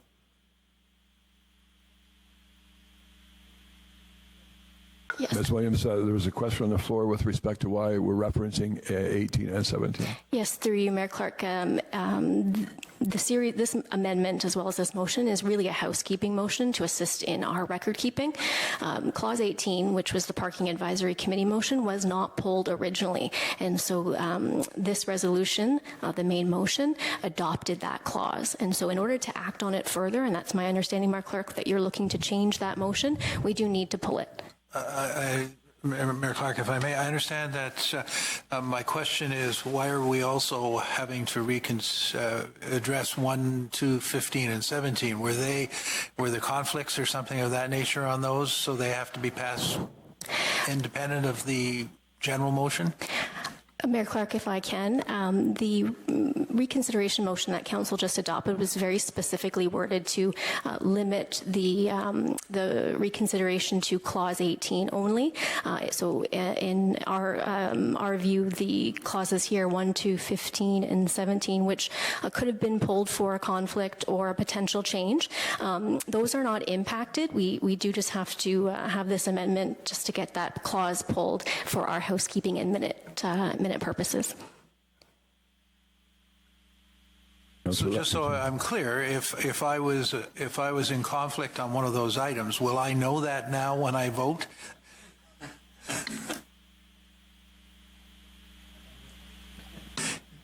But indeed, if you have no knowledge of what you're...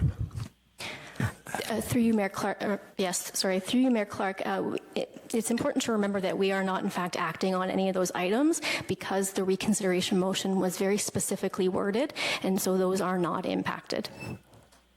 So therefore, even if you did have a conflict in one of those adjacent items, we're not doing anything to those, so therefore there would be no direction, therefore no conflict.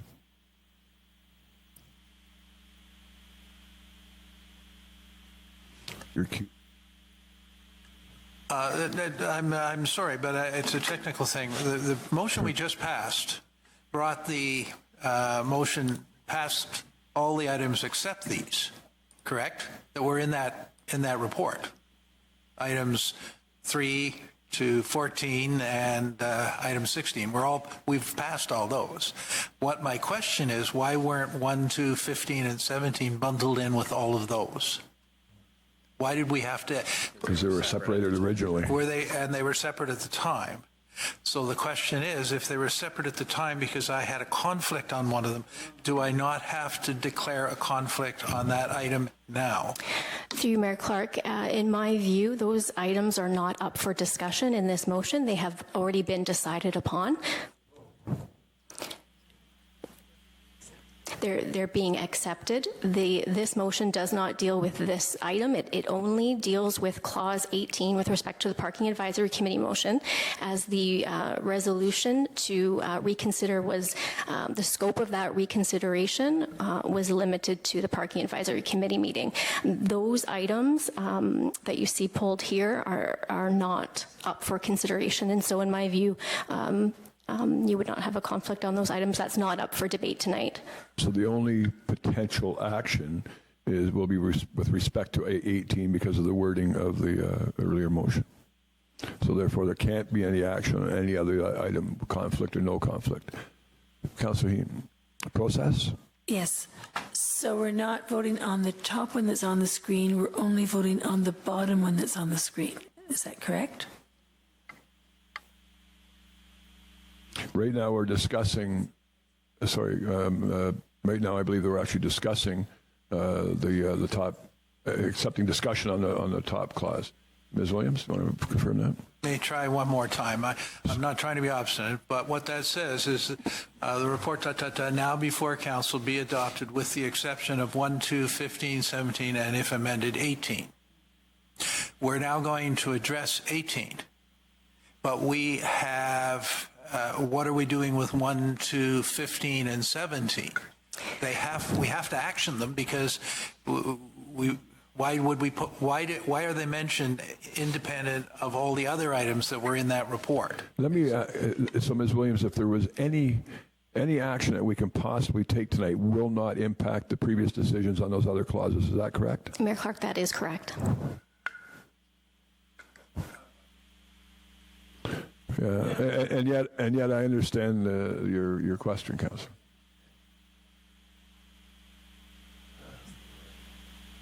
Councillor Lauer. Sorry, Ted, but I would just ask a question.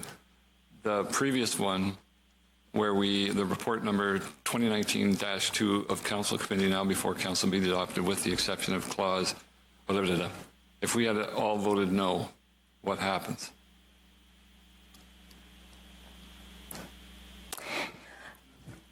Through you, Mayor Clark, I'll just go back to 18 would not come forward, I think, but That's correct, Mayor Clark. The reconsideration motion, we pay very close attention to the wording, as that informs your scope of what motions are considered to be in order.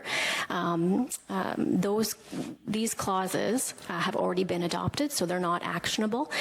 These truly are housekeeping amendments that we do need to ensure for record-keeping purposes when we're researching reports for agendas on behalf of councillors, things like that, that we have a very clear track record of our resolution numbers, if that's helpful. So housekeeping, and again, any direction we take tonight cannot impact anything else other than potentially 18, Clause 18. That's my opinion, yes, Mayor Clark.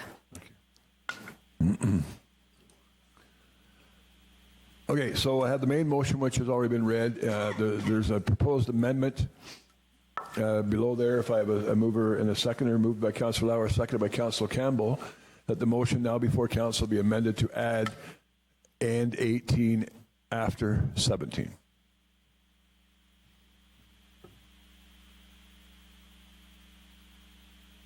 Hope you're feeling better, Mace. Take care. Moved by Councillor Lauer, seconded by Councillor Campbell, as I mentioned a minute ago, that the motion now before council be amended to add 18 after 17. And this, I believe, officially puts it back on the floor. Is there any discussion on this amendment to the main motion? All in favor? Carried. Thank you.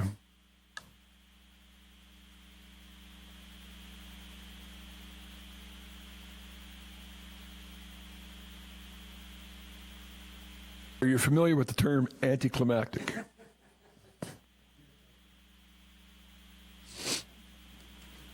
So as amended, that was approved. Okay. So I believe, Ms. Williams, and I'm going to go back to my notes that you sent me earlier. Okay.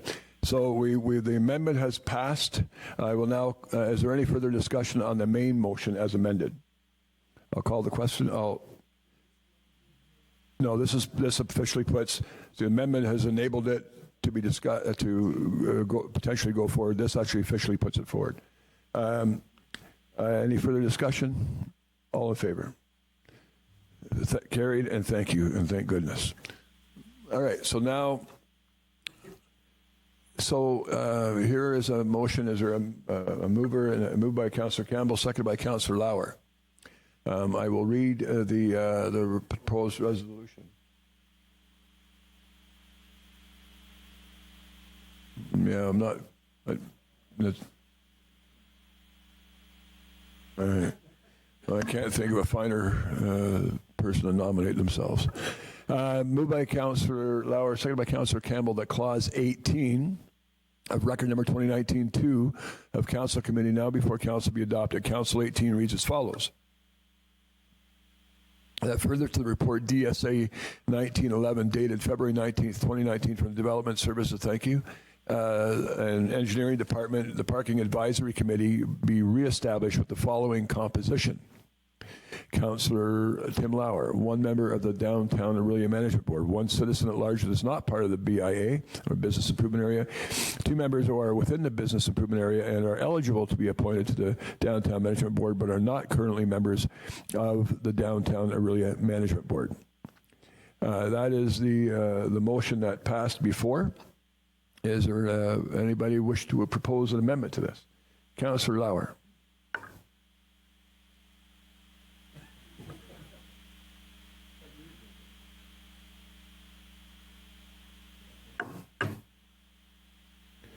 Well, if you wish, I will read it, and if you agree that you're still the mover on that, then the chair can accept that. That the motion now before council be amended by adding the following, with the exception that the following be removed. One member of the Downtown Orillia Management Board, two members who are within the Business Improvement Area and are eligible to be appointed to the Downtown Management Board but are currently not members of the Downtown Orillia Management Board, and add the following: three members of the Downtown Orillia Management Board or the Downtown Business Improvement Area BIA, with emphasis placed on achieving representation from different downtown blocks. Councillor Lauer, is that the amendment you wish to move forward? Thank you very much. And Councillor Campbell, you're wishing to second that? Thank you. Councillor Spola. Thank you, Mr. Mayor.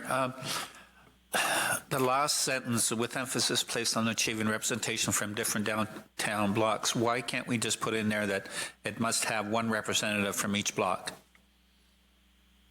Madam CEO, how many downtown blocks do we have? 5. I think my understanding, the spirit of this, You only have 5. we couldn't have, that would mean that we'd have one from each block. That would be 5. We'd have to change the overall composition. Having said that, I mean, in the spirit of that particular request, it's just to get a geographical differentiation to the degree that they can, as often as they can. So it could be from Andrew to West. It could be from West to Peter to Matchdash. You mean Albert? Sorry, thank you, Albert. And as often as they can achieve that, would achieve the spirit of the. The reason I bring it up, it worked extremely well when we had representatives from each block when we did the revitalization back when. So I'm just wondering. Thank you. Thank you. Thank you, Councillor Spola. Any further discussion on the proposed amendment, Councillor Iman? Yes, Mayor Clark, if I may. The Parking Advisory Committee, that's what we call it, isn't it? Is a committee that will advise council on parking-related issues. A representative from the DOMB management board brings the official point of view of the DOMB to that committee and then on to council through that. I don't see the merit of having all of the DOMB members being members of the board. The board only represents those members that are on it. There are many, many other merchants in the downtown area who may have a strong opinion on this particular issue as opposed to the more general and broader issues that the DOMB deals with, therefore not interested in standing for election there, but are keen to deal with this issue. As well, the point that Councillor Spola makes is that by having non-representatives, because the board currently is not structured with representation across the downtown, some blocks are not represented on the board at the moment. We could, in fact, through the selection committee, your committee that selects and recommends to you who we would like to, who we would see on this committee, we could solicit and recommend that. So I'm, to be quite candid, I'm not sure that this is a valid move, other than to reinforce the historic view of the DOMB is that they're in charge of parking and that they have the say on what happens down there. And we went through 2 years of Parking Advisory Committee in which we were very clear with the DOMB that if that was their desire, we were willing as a committee to bring to council the option of their assuming full and total responsibility for parking, which they, once confronted with that issue, realized that that wasn't what they were after. And I don't want to set up again what we had historically is where they bring advice, which is a narrow point of view from that board, and have council turn it down because that's the kind of hostility that was in there before. So I understand the problem. I understand that this is counter to what they had, their members believe the committee had put forward, but at this point, I'm not committed to making this change.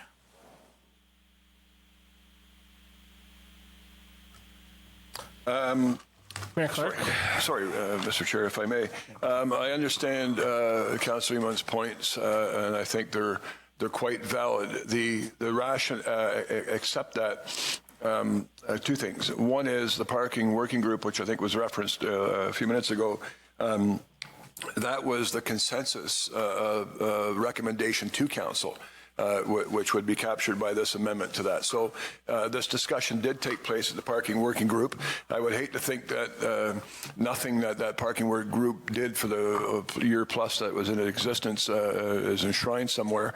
Because we have another issue to deal on scope of responsibility in a couple of weeks. I do also believe, Councillor Eamon is quite right, that this is an advisory committee. And I will be the first to stand up and remind anybody that needs to be reminded as an advisory committee. It doesn't mean that we don't listen with open ears and open hearts, but it is not, we don't need to follow the mandate of an advisory committee. I hope that an advisory committee would put forth recommendations that made sense and were quite palatable, so that indeed we could broaden the scope from where we get good information and good recommendations and adopt them. The last point I really want to make on this, well, two. One is the rationale they said was for this, again, which was a recommendation of the Parking Working Group, was they don't necessarily want 3 members of the DOMB to populate this.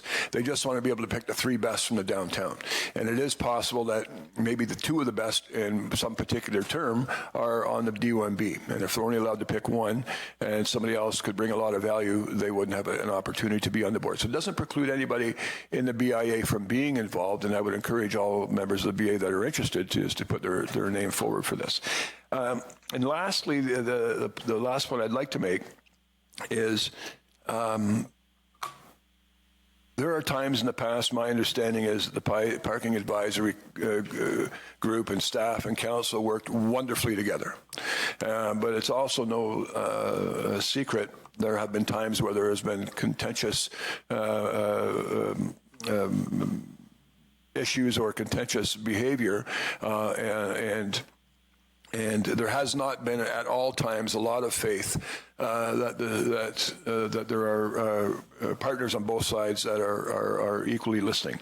So 2 things. One is I don't see the downside to doing this. They are an advisory committee. But I would like to demonstrate, without doing any damage to anything, that this council has listened to a significant partner in the city and adopted what the Parking Working Group did advise to begin to change the faith that the hundreds of members in the BIA have in council.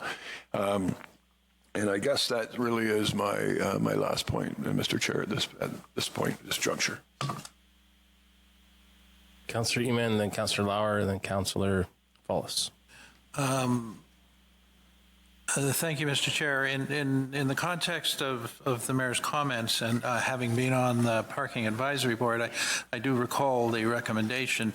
In this context, I would it would meet my concern if the amendment were to say that 3 members recommended by the Orillia, Downtown Orillia Management Board, which would then give them the latitude not only to appoint members from the board, but members that they believe, as you, Mayor Clark, have just said, represent the wisdom of the downtown. The way it's worded now, it's, in my mind, too narrow. It is, in effect, saying that they have to appoint members of the board. And I'm willing to forego the council's decision to accept it. I mean, we can deny, we can accept or deny, but that we're not involved in the process of who they recommend or who they wish to have appointed, but rather allow them that latitude, but to indicate they have full latitude within the BIA. So I understand what you're saying, and I think we're saying at this point the same thing. But I'm wondering, and I will look for staff to tell me if I'm wrong in my following statement, where it says, "And the following be added." 3 members of the Downtown Orillia Management Board or the Downtown Business Improvement Area, does that not essentially add up to the same thing, or am I missing something, Mr. Chair, through you to Councillor Eamon? Madam CEO. Through you, Mr. Chair, if I may I ask Ms. Cadeau to identify to council what the current process is for the DOMB member? And that might help council understand sort of how it currently operates. And if you want something different, then we can include that in the motion. Through you, Mr. Chair, if I may, the appointment of agency nominations goes directly to council on the consent agenda. Therefore, Downtown Orillia Management Board nominees to any of the advisory committees would be a letter from that agency, in this case, Downtown Orillia Management Board, nominating a particular one of their board members. All other representation is advertised by the clerk's department. So in this case, we have been advertising for, I believe, about 6 months or possibly a bit more for the Parking Advisory Committee for applications from BIA eligible members to apply. We have one application that is underway. We have 2 citizen applications underway for the vacant citizen seat as well. So these applications go through the selection panel process by virtue of a council policy. So they are not nominated by an agency. They are direct application to selection panel. And the selection panel then reports to council committee in closed session for discussion on their recommendations.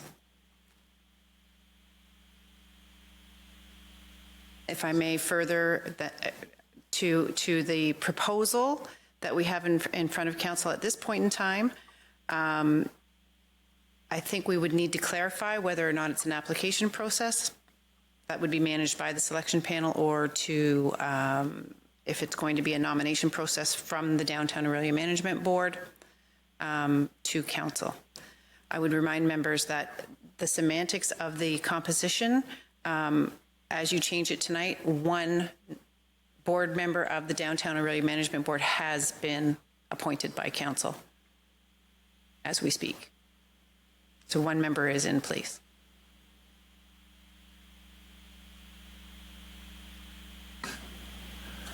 Councillor Raymond. Thank you. Mr. Chair, if I may, in the light of Ms. Cadou's explanation, I would feel more comfortable if it said 3 members nominated by the Downtown Management Board, which would then, if I understand correctly, Robin, that would mean that, if I may be informal, that would mean that that letter would come from them to council and be on the consent agenda, and they would automatically be there. We would not have the option to vet those at the selection committee level. Mayor Clark. Through you, Mr. Chair, for what it's worth, I'm very comfortable with that. Councillor Lauer.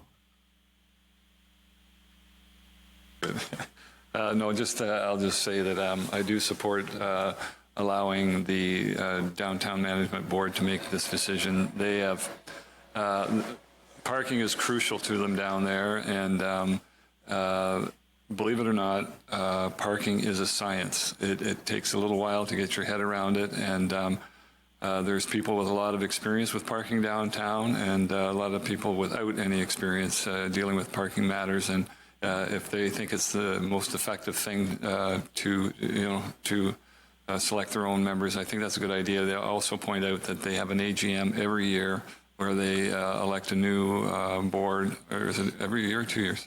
Well, there's 4 now? Oh my gosh. Oh, I didn't realize that.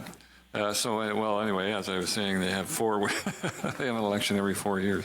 But they do have a lot of interaction, and I think they have the ability to listen to all members. So I'm in support of this. Councillor Follis, and then Councillor Heen.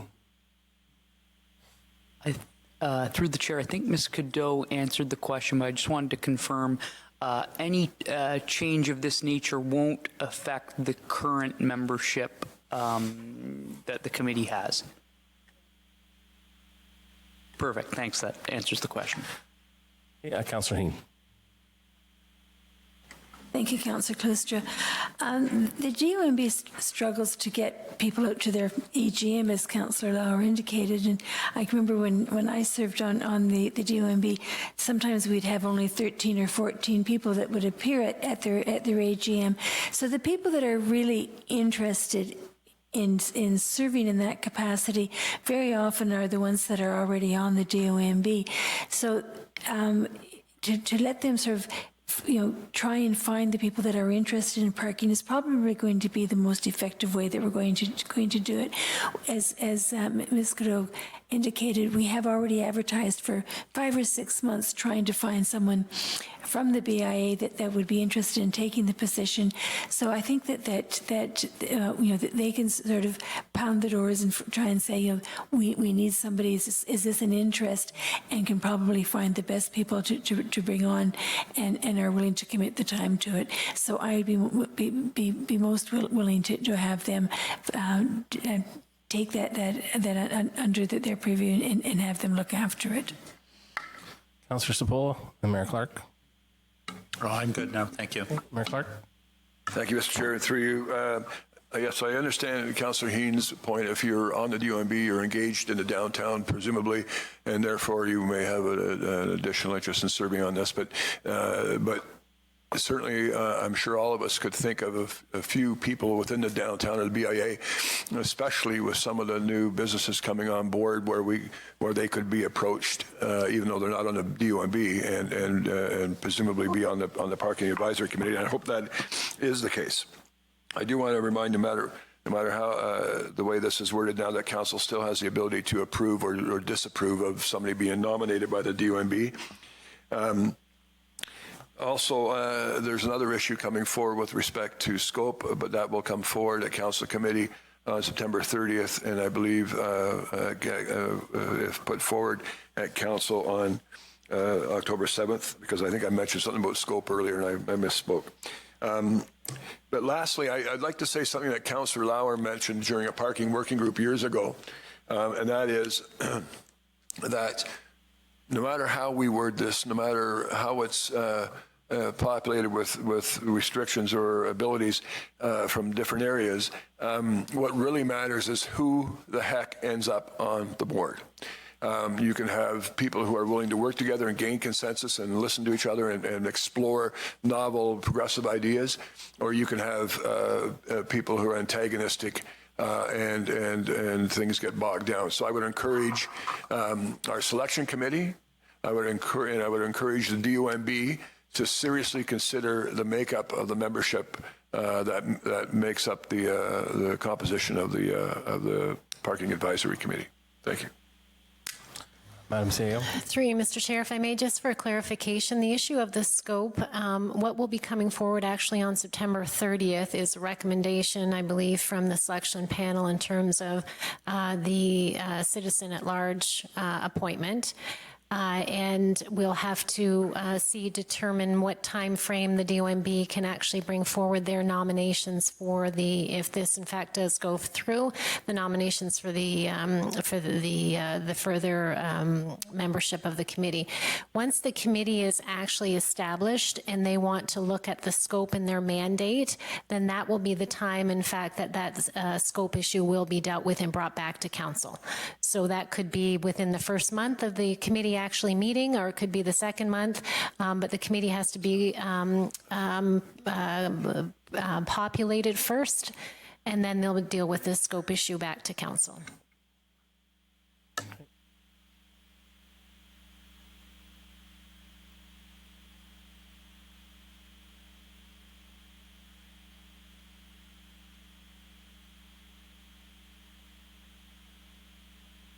So I'll read the amendment now before council, be amended further by adding the following as nominated by the Downtown Orillia Management Board.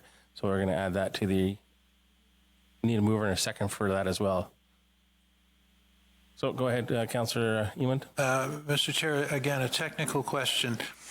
What is the meaning of the "or" in the motion between Downtown Orillia Management Board or the Downtown Business Improvement Area? One's describing a geographic area, But we're asking that the motion, if the amendment would be approved, is that the nomination for the three members would come from the Downtown Management Board.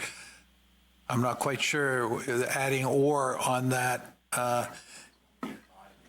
You mean the nominations are from the Downtown Management Board for two members that are members of the business improvement area? Is that what that means? I just want to be clear that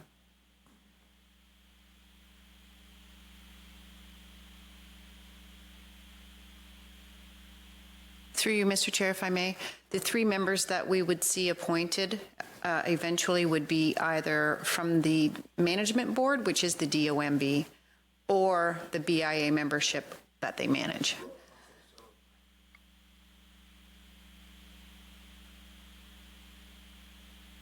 So I'll just back up a little bit. I'll need a mover and a seconder for the amendment, to the amendment. So Councillor Campbell and Mayor Clark, that the amendment now before council be amended further by adding the following as nominated by the Downtown Orillia Management Board. Discussion? Councillor Lauer? Sorry, just exactly where does that slot in? Or is it just at the end? Just at the end, Councillor Lauer. 3 members of the downtown. How does that read? 3 members of the downtown. Okay, any discussion on that? All in favor of the amendment to the amendment? Discussion, Councillor Falls, yeah. Apologies, Rob. Or apologies to the chair. Through the chair, just a question about this. Is there a way of kind of taking a look at this, after a year or two of working within this framework to reassess, or is that a bit technical? Councillor Fallis, on your question of that application, and this has been advertised for 4 to 6 months for this makeup of this group to get together, where the makeup of the group has been, it was taken down in 2017. So I'd like to have this group back up and running again, and to go ahead, Madam CEO. Through you, Mr. Chair, certainly a good question from the councillor. The issue is we'll have to address it when the issue becomes an issue, because at this point in time, council's reconsidered the composition of this committee, and council's only able to reconsider a motion once in your term. So it really depends on where it heads, but I'm going to suggest at this point you've reconsidered the composition. This most likely will be the composition at least until the end of this term of council. Okay. Any other discussion? Sorry, just a supplemental. Thanks, that clarifies things. Apologies, that makes me aware of that particular element of how long this could be in place if there's any potential issues. Any other questions? I'll call the question then. All in favor to the amendment, and that's carried. I don't think it's in the right place as nominated.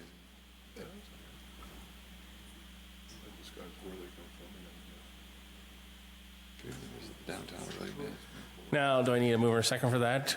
So I'll now read the amendment to the amendment. The amended amendment. That the motion now before council be amended by adding the following, with the exception that the following be removed: 1 member of the Downtown Orillia Management Board, 2 members who are within the business improvement area and are eligible to be appointed to the Downtown Orillia Management Board but are not currently members of the Downtown Orillia Management Board, and the following be added: 3 members of the Downtown Orillia Management Board or the Downtown Business Improvement Area, BIA, with emphasis placed on achieving representation from different downtown blocks as nominated by the Downtown Orillia Management Board, as amended. Any discussion? Councillor Cipolla? I'm not sure I understand it. The way this reads, the Downtown Management Board can appoint 3 members from the board. That's how I read this.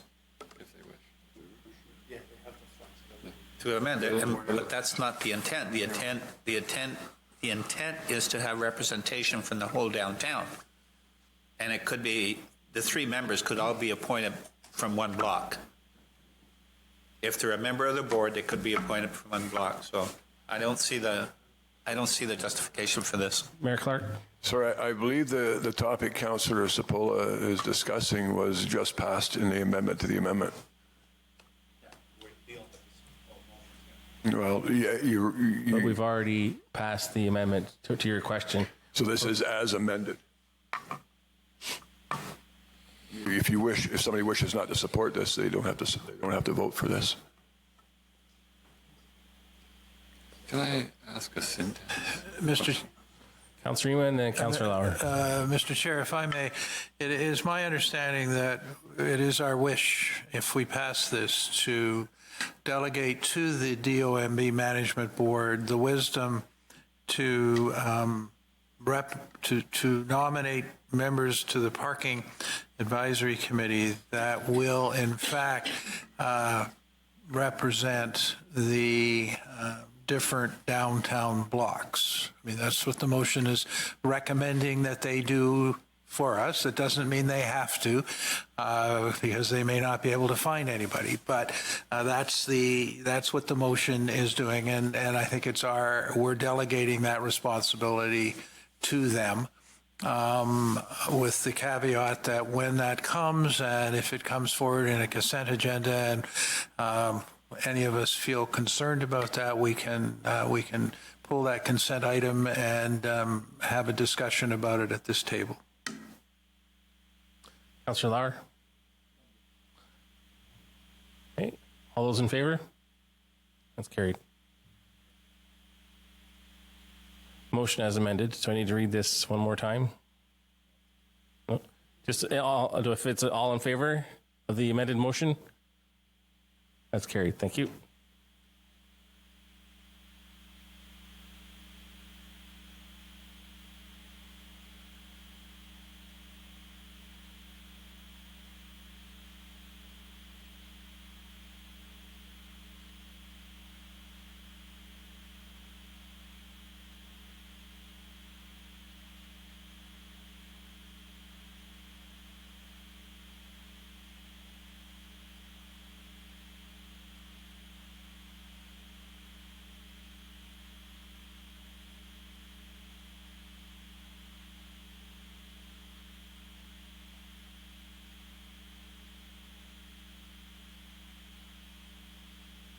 On that, I will entertain a motion to recess for 6 minutes. Moved by Pat, seconded by Jay. All in favor? Thank you.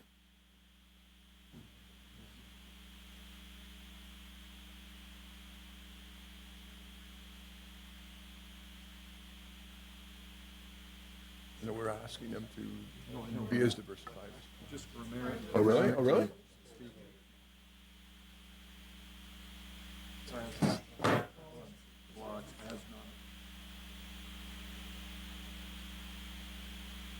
I'm looking at it right here.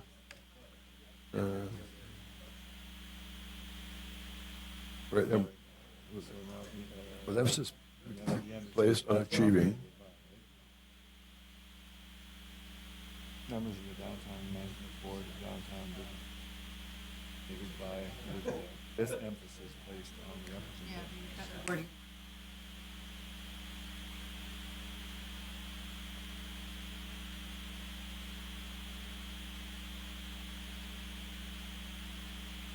Michael Fred. Oh, my. Oh, good. Oh, good. He'd be good on that.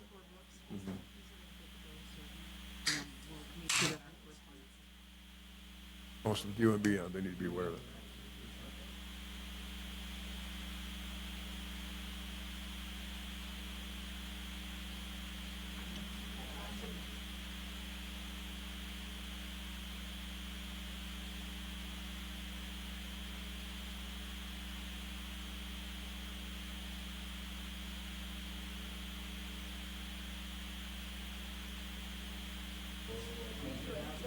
I had a tooth pulled on Friday and another one tonight.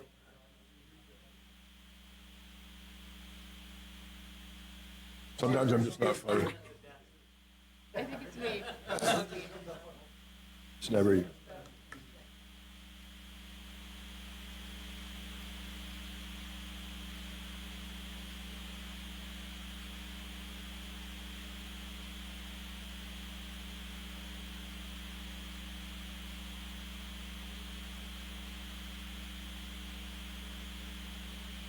I'm sorry, I'm going to take exception to that. I'm not that evil.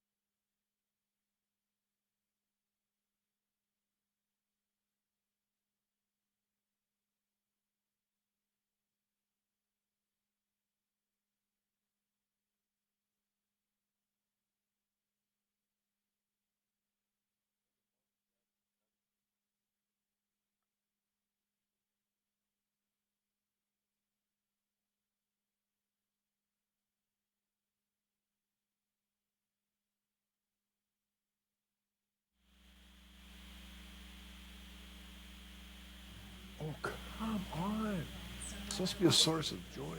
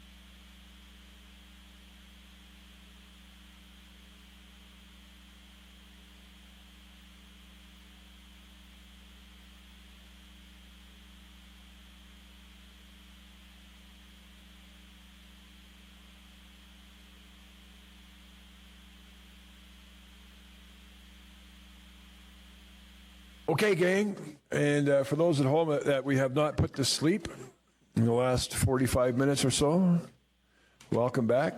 We are now into the section of the agenda known as deputation motions. We did have a wonderful deputation this morning from Sustainable Orillia, and I believe there's a motion that will appear on the screen magically. Look at that, even with our antiquated technology. That you see it before you, and they're essentially looking for a letter of support in principle for their grant application process that will hopefully move the whole process forward. Moved by Councillor Cipolla, seconded by Councillor Campbell. That further to the deputation from Sustainable Orillia regarding its 2020 budget request, Mayor Clark be authorized to provide a letter of support in principle for Sustainable Orillia's grant applications. Thank you, Ms. Williams. Is there any discussion? Councillor Emond.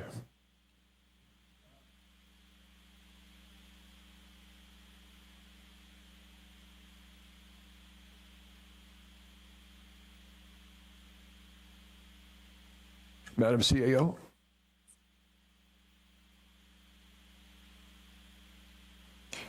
Through you, Mr. Mayor, that has already been done, so that will be part of your package for the 2020 budget. Thank you for that. Thank you, Councillor Iman. Any further discussion? All in favor? Carried. Thank you.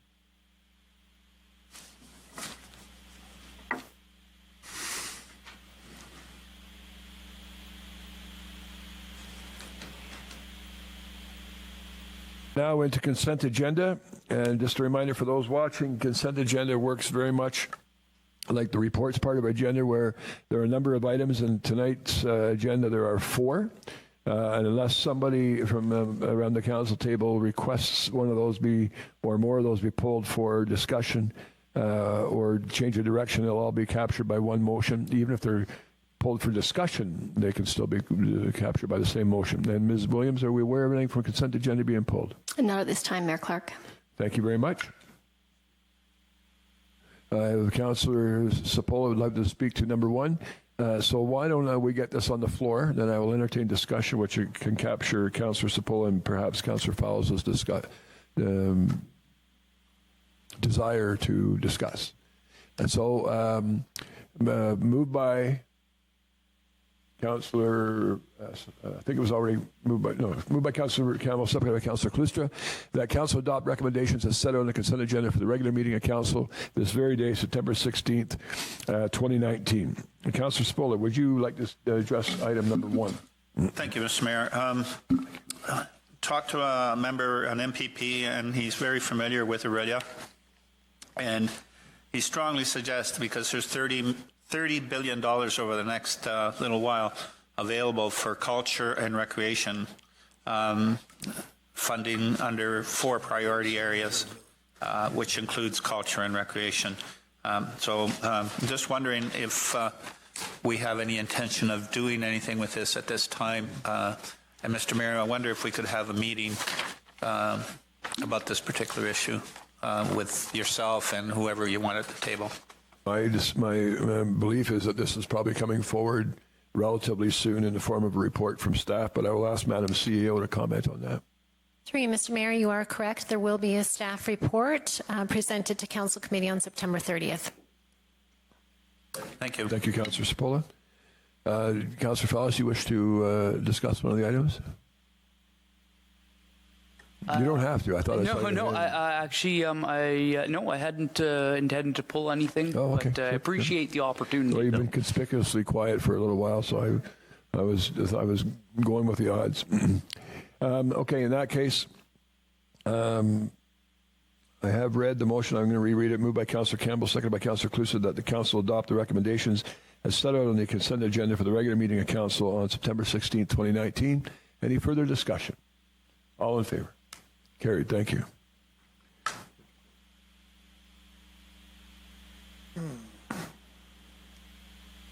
Bylaws. And I will wait for a motion to hit the screen and then look for a mover and a shaker. Moved by Councillor Cloustra, seconded by Councillor Campbell.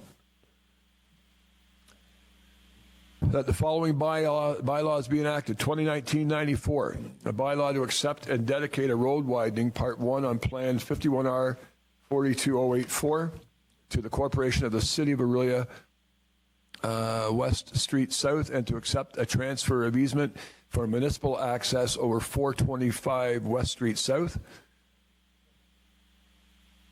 2019-95, Amendment number 115 to Traffic and Parking Regulation Bylaw number 200755, as amended, 400 Lucy Lane and 425 West Street South.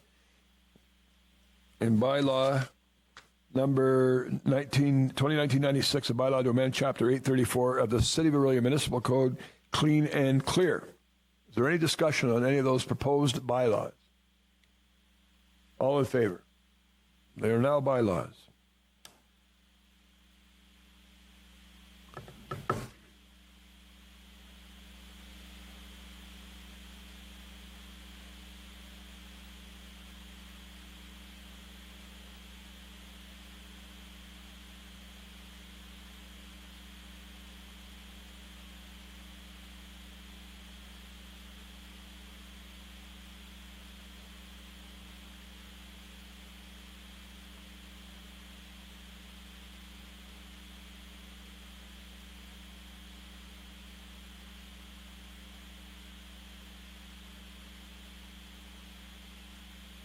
Any announcements from around the council table?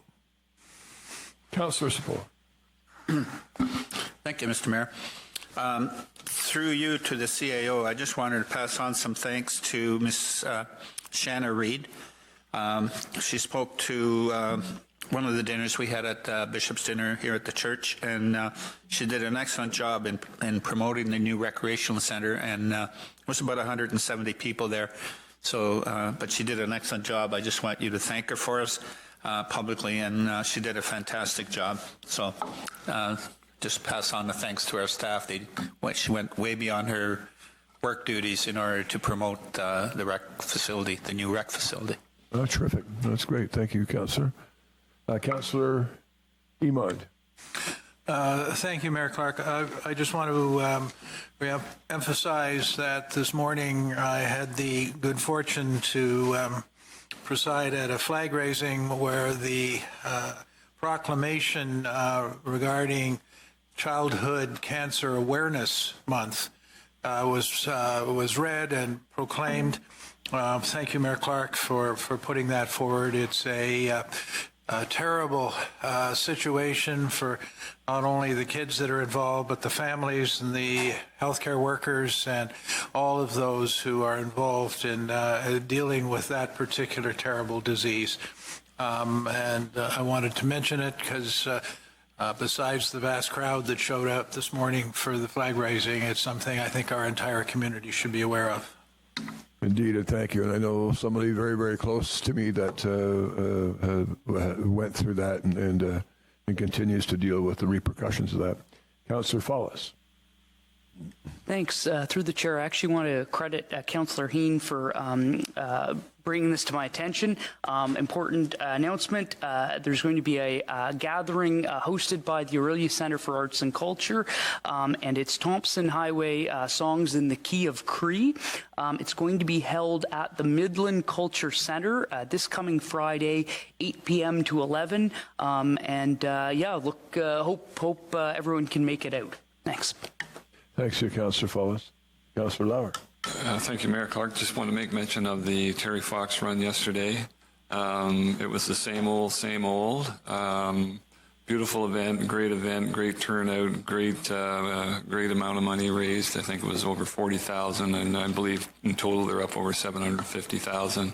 It's a real testament to Allison and Jim, who run it along with a lot of other people who run that every year. And all the speeches given were quite interesting and well done. So, congratulations to them. Thanks, Councillor. If I could just chime in at the end, I just want to commend the Downtown Management Board for the dinner they put on Saturday night, and a number of us around the council table were there. It was a farm-to-table dinner, 100 people sitting in the middle of the main street. Mother Nature cooperated. But particularly Lisa and Courtney did a great job of coordinating and And the one thing that struck me during the event, there was one of the participating restaurants that had a family emergency, and it left a bit of a hole, unfortunately. But the other restaurants rallied behind, I think particularly Mel from Eclectic Cafe. But a number of times throughout the night, bless you, I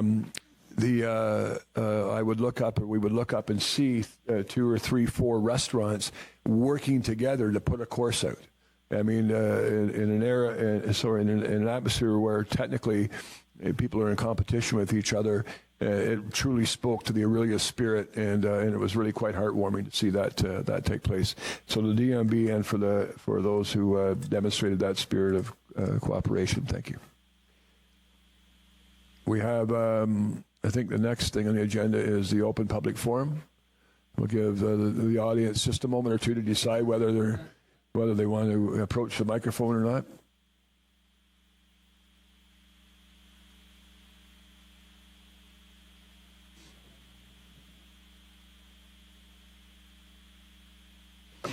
Okay, I'm going to guess that nobody's going to come up to the microphone. So with that, I will entertain a motion to adjourn.